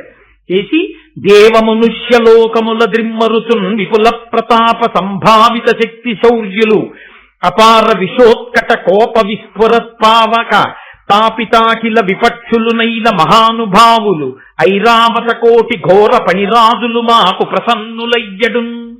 దేవమనుష్యలోకముల ద్రిమ్మరుతున్ విపుల ప్రతాప సంభావిత శక్తి శౌర్యులు అపార విశోత్కట కోప విస్ఫురత్ పావక తాపితాఖిల విపక్షులునైనా. ఎంత పెద్ద సమాసాలు వేశారో చూడండి. దేవలోకంలో మనుష్యలోకంలో అంతటా తిరుగుతూ అపారమైన కోపంతో ఉంటూ తమ యొక్క విషం చేత దేన్నైనా కాల్చేయగలిగినటువంటి శక్తి కలిగిన వాళ్ళై మహానుభావులై ఐరావత వంశంలో జన్మించినటువంటి నాగులన్నీ కూడా మాకు ప్రసన్నమయ్యడు, వాళ్ళు మాకు ప్రసన్నమయ్యడుగాక. గోత్ర మహామహీధర నికుంజములన్ విపినంబులన్ గురుక్షేత్రములన్ ప్రకామగతి చేలను నొప్పి సహాశ్వసేనుడై ధాత్రి పరిభ్రమించు బలదత్త పరాక్రమ దక్షుడిక్షణ స్తోత్ర విభుండు తక్షకుడు శూరుడు మాకు ప్రసన్నుడయ్యడు అని తక్షకుడి మీద స్తోత్రం చేస్తున్నారు. గోత్ర మహామహీధర నికుంజములన్ విపినంబులన్ గురుక్షేత్రములన్, పెద్ద పెద్ద పర్వతాల దగ్గర పుట్టలలో తిరిగేటటువంటి లక్షణమున్నటువంటి తక్షకుడు కన్ను చెవి రెండింటి యొక్క శక్తి ఒక ఇంద్రియమునందే పెట్టుకుని ఉన్నవాడు. చూస్తుంటే విననివాడు, వింటుంటే చూడనివాడు. 2 ఇంద్రియముల శక్తి ఒక ఇంద్రియంలోనే ఉంటుంది. చూస్తున్నప్పుడు ఇంకా వినపడదు, వింటున్నప్పుడే కనపడదు. అలా 2 ఇంద్రియముల శక్తి ఒక ఇంద్రియములో కలిగినటువంటి వాడు. అందుకని ఈక్షణ శ్రోత్ర విభుండు తక్షకుడు శూరుడు మాకు ప్రసన్నుడయ్యడు. ఆ శూరుడైనటువంటి తక్షకుడు మాకు ప్రసన్నమయ్యడుగాక అని ఆ నాగులను ఉద్దేశించి ఈ స్తోత్రం చేశారు. మా గురువు గారు తరచుగా ఓ మాట చెప్తుంటారు, నాయన ఈ పద్యాలు ఎక్కడ చదివినా ఎప్పుడు చదివినా ఎవరు విన్నా వాళ్ళకి పాముల వలన బాధలు రావురా, తరుముకొస్తున్న ఆపదలుంటే పోతాయిరా నాయన, ఈ పద్యాలు చాలా గొప్పవిరా అంటుంటారు. నేను ఆయనంత బాగా చదవలేను గాని మా గురువు గారు అయితే ఇందులో పద్యాల్ని పాము బుస్ అంటే ఎలా వస్తుందో అలాగే చదువుతారు. అది ఎందుకంటే పాములను ఉద్దేశించి చదివిన పద్యాలు కదా, అందుకని ఆ పద్యం అలాగే చదువుతారు. మా గురువు గారు చదువుతున్నప్పుడు నిజంగా అలాగే ఉంటుంది. కానీ ఒక్క మాట మాత్రం మీరు గమనించవలసి ఉంటుంది. నిజానికి కవులు అటువంటి శబ్దముల యొక్క సౌందర్యమునందు ఏ విధమైన అనురక్తి కలిగిన వారు కారు. నేను మా గురువు గారు దాంట్లో అందం ఉందన్నారని నేను మీతో అన్నాను, కానీ నిజంగా ఆ పద్యంలో అదే అందం అని నేను చెప్పాను అనుకోండి, నన్నయ్య గారు చిన్నపుచ్చుకుంటారు. నేను యథార్థం చెప్తున్నాను. అలా కేవలము శాబ్దిక సౌందర్యము కొరకు వెంపర్లాడి కవిత్వం చేయరు పెద్దలు. దాంట్లో నిక్షేపింపబడిన అర్థానికే ఎక్కువ ప్రతిపాదన, కానీ అది అనుషంగికం. అటువంటి ఆ శబ్దాన్ని అలా పొదగడం ఒక గొప్పతనం. నేను మీకు ఒక్కసారి అది ఆ బుస్సు పద్యంలోకి ఎలా వస్తోందో మీకు నేను ప్రయత్నం చేసి చూస్తాను. బహువన పాద పభ్యకుల పర్వత పూర్ణ సరస్వతి సహిత మహామహీభర మజస్ర సహస్ర ఫణాళి దాల్చి దుస్సహతరమూర్తికిన్ జలధిశాయికి బాయక శయ్యయైన యయ్యహిపతి దుష్కృతాంతకుడనంతుడు మాకు ప్రసన్నుడయ్యడు. పాము యొక్క బుస్సని ఎలా వస్తుందో పద్యంలోకి ఆ శబ్దాన్ని అలా ఒదిగింది. అది మహానుభావం. కానీ దానికన్నా భావమే గొప్పది, తత్వమే గొప్పది తప్ప నన్నయ్య గారిని కేవలము ఆ శబ్దాల యొక్క వైభవాన్ని ప్రకటించి నన్నయ్య గారిని కించపరచడం నా ఉద్దేశ్యం ఎంత మాత్రం కాదు. నేను ఆయన పాద పరాగమును తల మీద చల్లుకుని బ్రతుకుతున్నవాడిని. కాబట్టి ఇప్పుడు ఆ నాగులనన్నిటినీ కూడా ఆయన స్తోత్రం చేశారు, కానీ వారెవరూ కనపడలేదు. అక్కడ ఒక గుర్రం మీద కూర్చున్నటువంటి ఒక దివ్యమైనటువంటి ఒక పురుషుడు ఒకడు దర్శనమిచ్చాడు. దర్శనమిచ్చి ఆయన అన్నాడు, నాయన నా దగ్గరకు వచ్చి నా చెవిలో ఒకసారి ఊదవయా అన్నాడు. ఆయన దివ్య పురుషుడు చెప్పాడు, నమ్మాడు. వెళ్ళి ఆ గుర్రం చెవిలో ఒక్కసారి ఉప్పుని ఊదాడు. ఊదేసరికి పాతాళైక నికేతనంతరమునన్ పర్యంత దశ్వాకిల శ్రోతో మార్గ వినిర్గతోద్రదహనాత్సుల్ పన్నగవ్రాతముల్ భీతిల్యన్ భుజగాదినాథమనమున్ భేదిల్లే కల్పాంత సంజాత ప్రోద్ధత బాడబాణల శిఖా శంకాధికాంతంకమై ఆ చెవిలో ఒక్కసారి ఊదేసరికి ఒక పెద్ద అగ్నిహోత్రం, అది కూడా ప్రళయకాలంలో వచ్చేటటువంటి అగ్ని ఎలా ఉంటుందో అటువంటి అగ్ని పైకి వచ్చింది. వచ్చి ఆ నాగలోకాన్నంతటినీ చుట్టుముట్టి ఆ చుట్టుముట్టిన అగ్నిహోత్రానికి జడిసి గబగబా తక్షకుడు బయలుదేరి వచ్చాడు. వస్తూ ఆయన అనుకున్నాడు, పరమశివుడి ఆగ్రహం ఎటువంటిదో తపోనిష్టాగరిష్ఠుడైన బ్రాహ్మణుడి యొక్క ఆగ్రహం అటువంటిది. కాబట్టి నేను చేసిన తప్పును దిద్దుకోవడం అంటే పట్టుకెళ్ళి ఈ తాటంకములను ఈ కుండలములను ఆయనకి ఇచ్చేయడమే అని పట్టుకెళ్ళి గబగబా ఆ ఉదంకుడి చేతిలో కుండలములను పెట్టాడు. ఆయన ఆ కుండలాల్ని తీసుకున్నాడు. అష్టసిద్ధులు కలిగిన వాడు, నేను చాలా తొందరగా వెళ్ళాలి ఇప్పుడు మా గురుపత్ని దగ్గరికి, ఎలా వెళ్ళాలని అడిగాడు. అంటే ఎక్కడ తను బుద్ధితో నిర్ణయించుకోవాలో అక్కడ సిద్ధులు వాడాడు. ఇప్పుడు దివ్య పురుషుడు ఉన్నాడు కాబట్టి ఆయన అడిగాడు, నేను ఎలా వెళ్ళాలి తొందరగా ఇప్పుడు అంటే ఆయన అన్నాడు, ఇగో ఈ గుర్రం ఎక్కి వెళ్ళు. అక్కడే ఆశ్చర్యకరమైనటువంటి సందర్భాన్ని ఒకదాన్ని ఉదంకుడు చూశాడు. ఒక రాట్నం, ఆ రాట్నం దగ్గర తెల్లదారాలు నల్లదారాలు ఉన్నాయి. ఓ ఇద్దరు ఆడవాళ్లు కూర్చుని ఉన్నారు. వారి పేరు ధాత విధాత. వాళ్ళిద్దరూ ఆ తెల్లదారాన్ని నల్లదారాన్ని తీసి కండికి చుడుతున్నారు. 12 ఆకులు కలిగినటువంటి చక్రం ఒకటి ఉంది. ఆ చక్రాన్ని బలిష్టమైనటువంటి 6 యువకులు తిప్పుతున్నారు. ఆ తిప్పుతున్నటువంటి సన్నివేశాన్ని చూశాడు ఆయన ఆ నాగలోకానికి వెళ్ళినప్పుడు. ఇప్పుడు ఆ గుర్రం మీద ఉన్న దివ్య పురుషుడు అన్నాడు, నువ్వు ఈ గుర్రం ఎక్కి వెళ్ళిపో అన్నాడు. వెంటనే గుర్రం ఎక్కి కూర్చున్నాడు, సంకల్పం చేశాడు. అది గురువు గారి భార్య దగ్గర ఉంది. ఆవిడ అప్పుడే స్నానం చేసి వచ్చి కూర్చుని, సుముహూర్తం అవుతోంది, కుండలాలు పెట్టుకోవాలి, వచ్చాడా ఆ శిష్యుడు అని చూస్తాను. అమ్మా వచ్చానమ్మా అన్నాడు. గబగబా కుండలాలు ఇచ్చాడు. గురుపత్ని ఆ కుండలాలు పెట్టుకుంది. గురువు గారు గురుదక్షిణ ఇచ్చాను. నాకు ఎంతో సంతోషంగా ఉంది. ఇస్తే సంతోషిస్తారని గురువు గారు కాదు, ఇచ్చి నేను సార్థకత పొందాను. ఆ చదువుకు ఒక సార్థకత కలిగింది ఇప్పుడు. కాబట్టి నేను పరమ సంతోషాన్ని పొందాను. కానీ గురువుగారు నాకు ఒక్క అనుమానం. నేను ఆ నాగలోకానికి వెళ్ళినప్పుడు నాకు అక్కడ ఒక పెద్ద రాట్నం కనపడింది. ఇద్దరు యువతులు కనపడ్డారు. తెల్లదారాలు నల్లదారాలు కనపడ్డాయి. అక్కడ ఉండేటటువంటి ఆ యువతులు తెల్లదారాన్ని నల్లదారాన్ని తీర్చి ఆ కండికి అమరుస్తున్నారు. 12 ఆకుల చక్రం ఉంది. 6 బలిష్టమైన యువకులు చక్రాన్ని తిప్పుతున్నారు. అక్కడ గుర్రం మీద ఒక పురుషుడు కూర్చుని ఉన్నాడు. వెళ్లేటప్పుడు ఒక దివ్య పురుషుడు గుర్రం మీద ఒక ఎద్దు మీద కూర్చుని కనపడి నా చేత పేడ తినిపించాడు. ఇవన్నీ ఏమిటో మీ దగ్గర తెలుసుకుందామని ఉంది గురువుగారు. అప్పటికి వాళ్ళు దివ్య పురుషులు కాబట్టి నేను చూసి వచ్చేసాను. గురువు గారిని అడిగి తెలుసుకుందామని. అవన్నీ ఏమిటి అని అడిగాడు. అయితే గురువు గారు నేను చూసి వచ్చానని నేనేం చెప్తాను రానలేదు.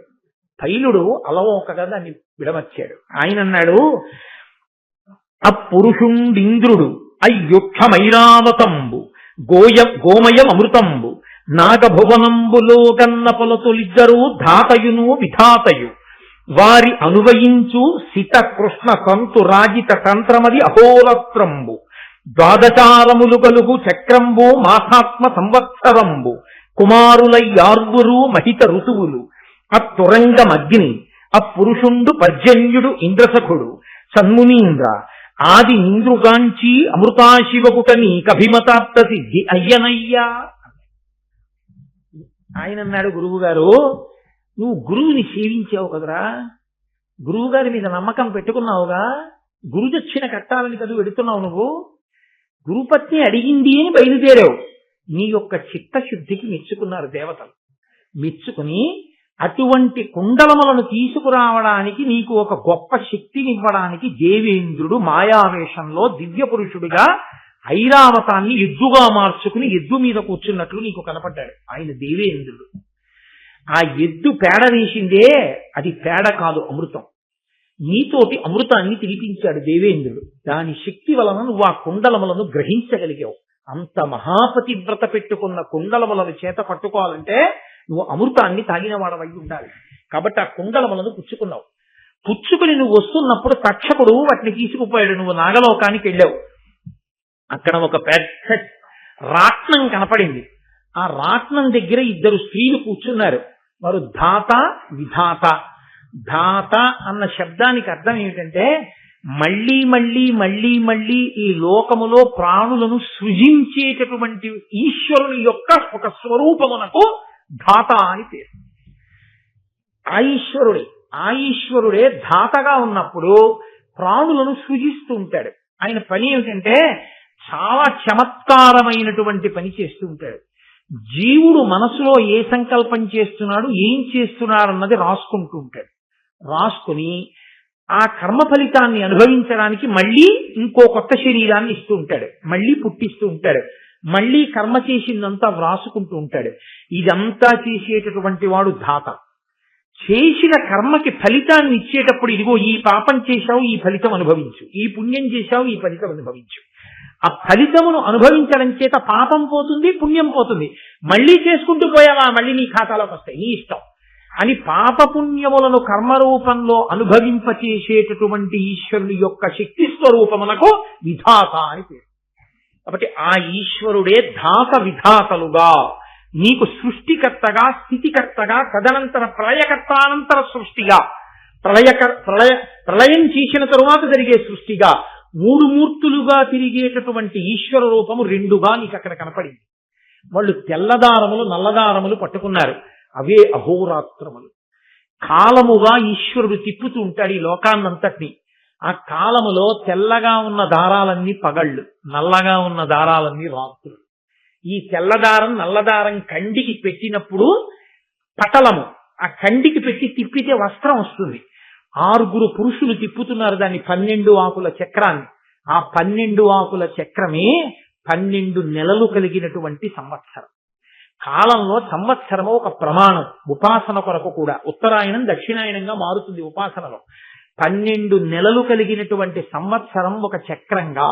దాన్ని తిప్పే 6 పురుషులు ఆ కాలమునందు ప్రకృతి ప్రకృతిలో వచ్చేటటువంటి ప్రబలమైనటువంటి మార్పుని వ్యక్తీకరించేటటువంటి ఋతువు. ప్రకృతిలో మార్పు వస్తుంది కాలంలో. మొట్టమొదట వసంత ఋతువు, వసంత ఋతువు తర్వాత మనకి గ్రీష్మ ఋతువు, గ్రీష్మ ఋతువు తర్వాత వర్ష ఋతువు, వర్ష ఋతువు తర్వాత శరదృతువు, శరదృతువు తర్వాత హేమంత ఋతువు, హేమంత ఋతువు తర్వాత శిశిర ఋతువు, మళ్ళీ వసంత ఋతువు. ఇలా 6 ఋతువులుగా కాలం మారుతూ ఉంటుంది. ఇలా 6 ఋతువులుగా ప్రకృతిలో వచ్చేటటువంటి మార్పులను వ్యక్తీకరించేటటువంటి ఋతువులే ఆ 12 నెలలను తిప్పేటటువంటి ఆ ఋతువులు. అక్కడ బలిష్టమైనటువంటి యువకులుగా ఉండి చక్రాన్ని తిప్పుతున్నారు. ఆ తయారవుతున్న పటలం ఉన్నదే అదే వస్త్రం. బట్ట తెలుస్తుంది, బట్ట లోపలి దారములు తెలియబడవు. మాయ చేత సంసారమునందుంటాడు, బ్రహ్మము తెలియదు. సంసారమునందు పడి కొట్టుమిట్టులాడుతుంటాడు. ఆ ఈశ్వరుడే ఈ ప్రణాళికనంతటినీ నిర్వహణ చేస్తున్నాడు. అందరికీ కనపడేది ఈ సంవత్సరం తెలుస్తుంది, నెల తెలుస్తుంది, ఋతువు తెలుస్తుంది, చలి తెలుస్తుంది, ఆకులు రాలిపోవడం తెలుస్తుంది, వసంత ఋతువు తెలుస్తుంది, వర్షాలు పడ్డం తెలుస్తుంది, ఎండ గ్రీష్మం తెలుస్తుంది. కానీ నాయనా, నీవు గురువులకు చేసిన పరిచర్య వలన కాలాత్మకముగా ఉన్నటువంటి ఈశ్వర స్వరూపము స్థూలమైనటువంటి వ్యక్తులుగా నీకు దర్శనమైంది. కాలముగా ఏది దర్శనము కాదో అది నీకు పరమాత్మగా దర్శనమిచ్చాడు. అమృతాన్ని నీ చేత భుజింపచేశాడు. దీనికంతటికీ కారణం నీవు గురువులకు చేసిన శుశ్రూష, నువ్వు చదువుకున్న చదువు. ఈ 2 సిద్ధి పొందడమే నీకు శ్రీమన్నారాయణ దర్శనం కాలాత్మకంగా అయింది. ఇవి భాగ్యవంతుడివిరా, అమృతాన్ని తిన్నా అన్నారు. ఆ కాలగణనమే 9 రకాలుగా చేసుకుంటుంటాం మనం. ఎందుకని అంటే ఈశ్వర స్వరూపాన్ని కాలమునందు చూడడం మనకి చేతకాక ఆ కాలమును 9 రకాలుగా లెక్క పెట్టుకుంటుంటాం. బ్రహ్మ, దివ్య, పైతృ, రాజాపత్య, బాధ్యస్వత్య, సౌర, సావన, చంద్ర, నక్షత్ర అని 9 మానవులు. 9 మానవులతో లెక్క పెడుతుంటాం. ఇందులో కొన్ని ఊర్ధ్వలోకాల్లో ఉండేవి, కొన్ని భూలోకంలో ఉండేవి. ఇటువంటి మానవుల చేత కాలాన్ని లెక్క పెడుతుంటారు. ఈ కాలాన్ని లెక్క పెట్టేటప్పుడు అదిగో నీకు కనపడిన గుర్రం మీద కూర్చున్నటువంటి దివ్య పురుషుడుగా కనపడ్డాడే, ఆ గుర్రమునకు అశ్వము అని సంస్కృతంలో పేరు. అశ్వము అన్న మాటకు అర్థం ఏమిటంటే గమనము చేత వ్యాప్తిని పొందునది. అశ్వ శబ్దము గమనము చేత మనం ఏం చేస్తామంటే ఇక్కడ విడిచి ఇంకొక చోటికి వెళ్ళిపోతాం. ఇప్పుడు నేను ఇక్కడి నుంచి వేదిక దిగిపోయాను అనుకోండి, ఇక నేను వేదిక మీద ఉండను. నేను వేదిక మీదకి ఎక్కించాను అనుకోండి, నేను వేదిక కింద ఉండను.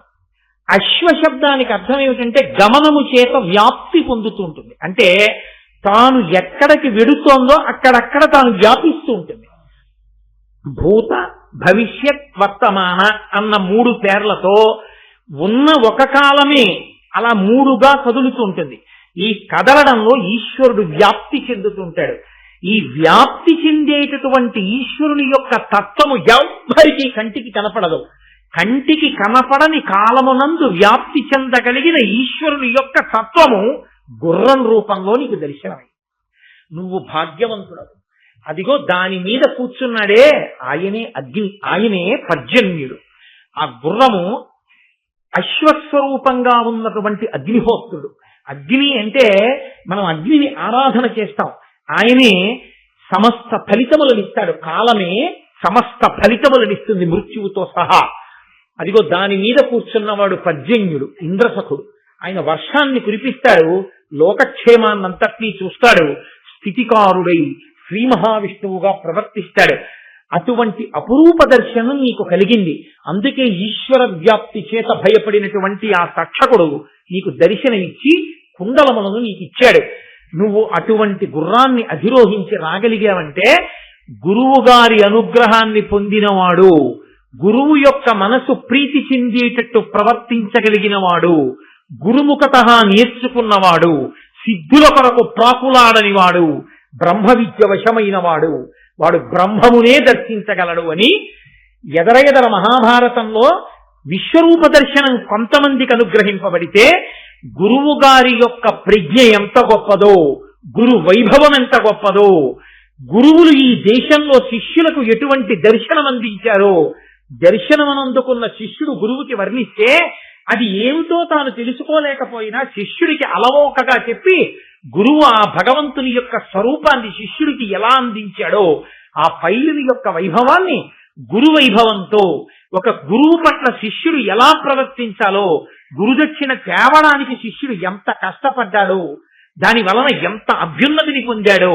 ఎదర సాక్షాత్ శ్రీమన్నారాయణుడే ఆయన ఆశ్రమానికి వచ్చి దర్శనమిస్తాడు మాట్లాడి. అంత గొప్ప అభ్యున్నతిని పొందడానికి గురువుకి నమస్కరించడం, గురువు పట్ల మర్యాదతో ఉండడం ఎంత అవసరమో మహాభారత ప్రారంభంలోనే గురువైభవంగా వ్యాస భగవానుడు ఉదంకోపాఖ్యానాన్ని ఇస్తే దాన్ని ఆంధ్రీకరించి నమయ భట్టారకుడు మనందరినీ కృతార్థుల్ని చేసి దానిలోకి ఈ నాగములను ప్రార్థన చేసేటటువంటి అత్యద్భుతమైన ప్రార్థనా శ్లోకాల్ని తీసుకొచ్చి లోకంలో అందరూ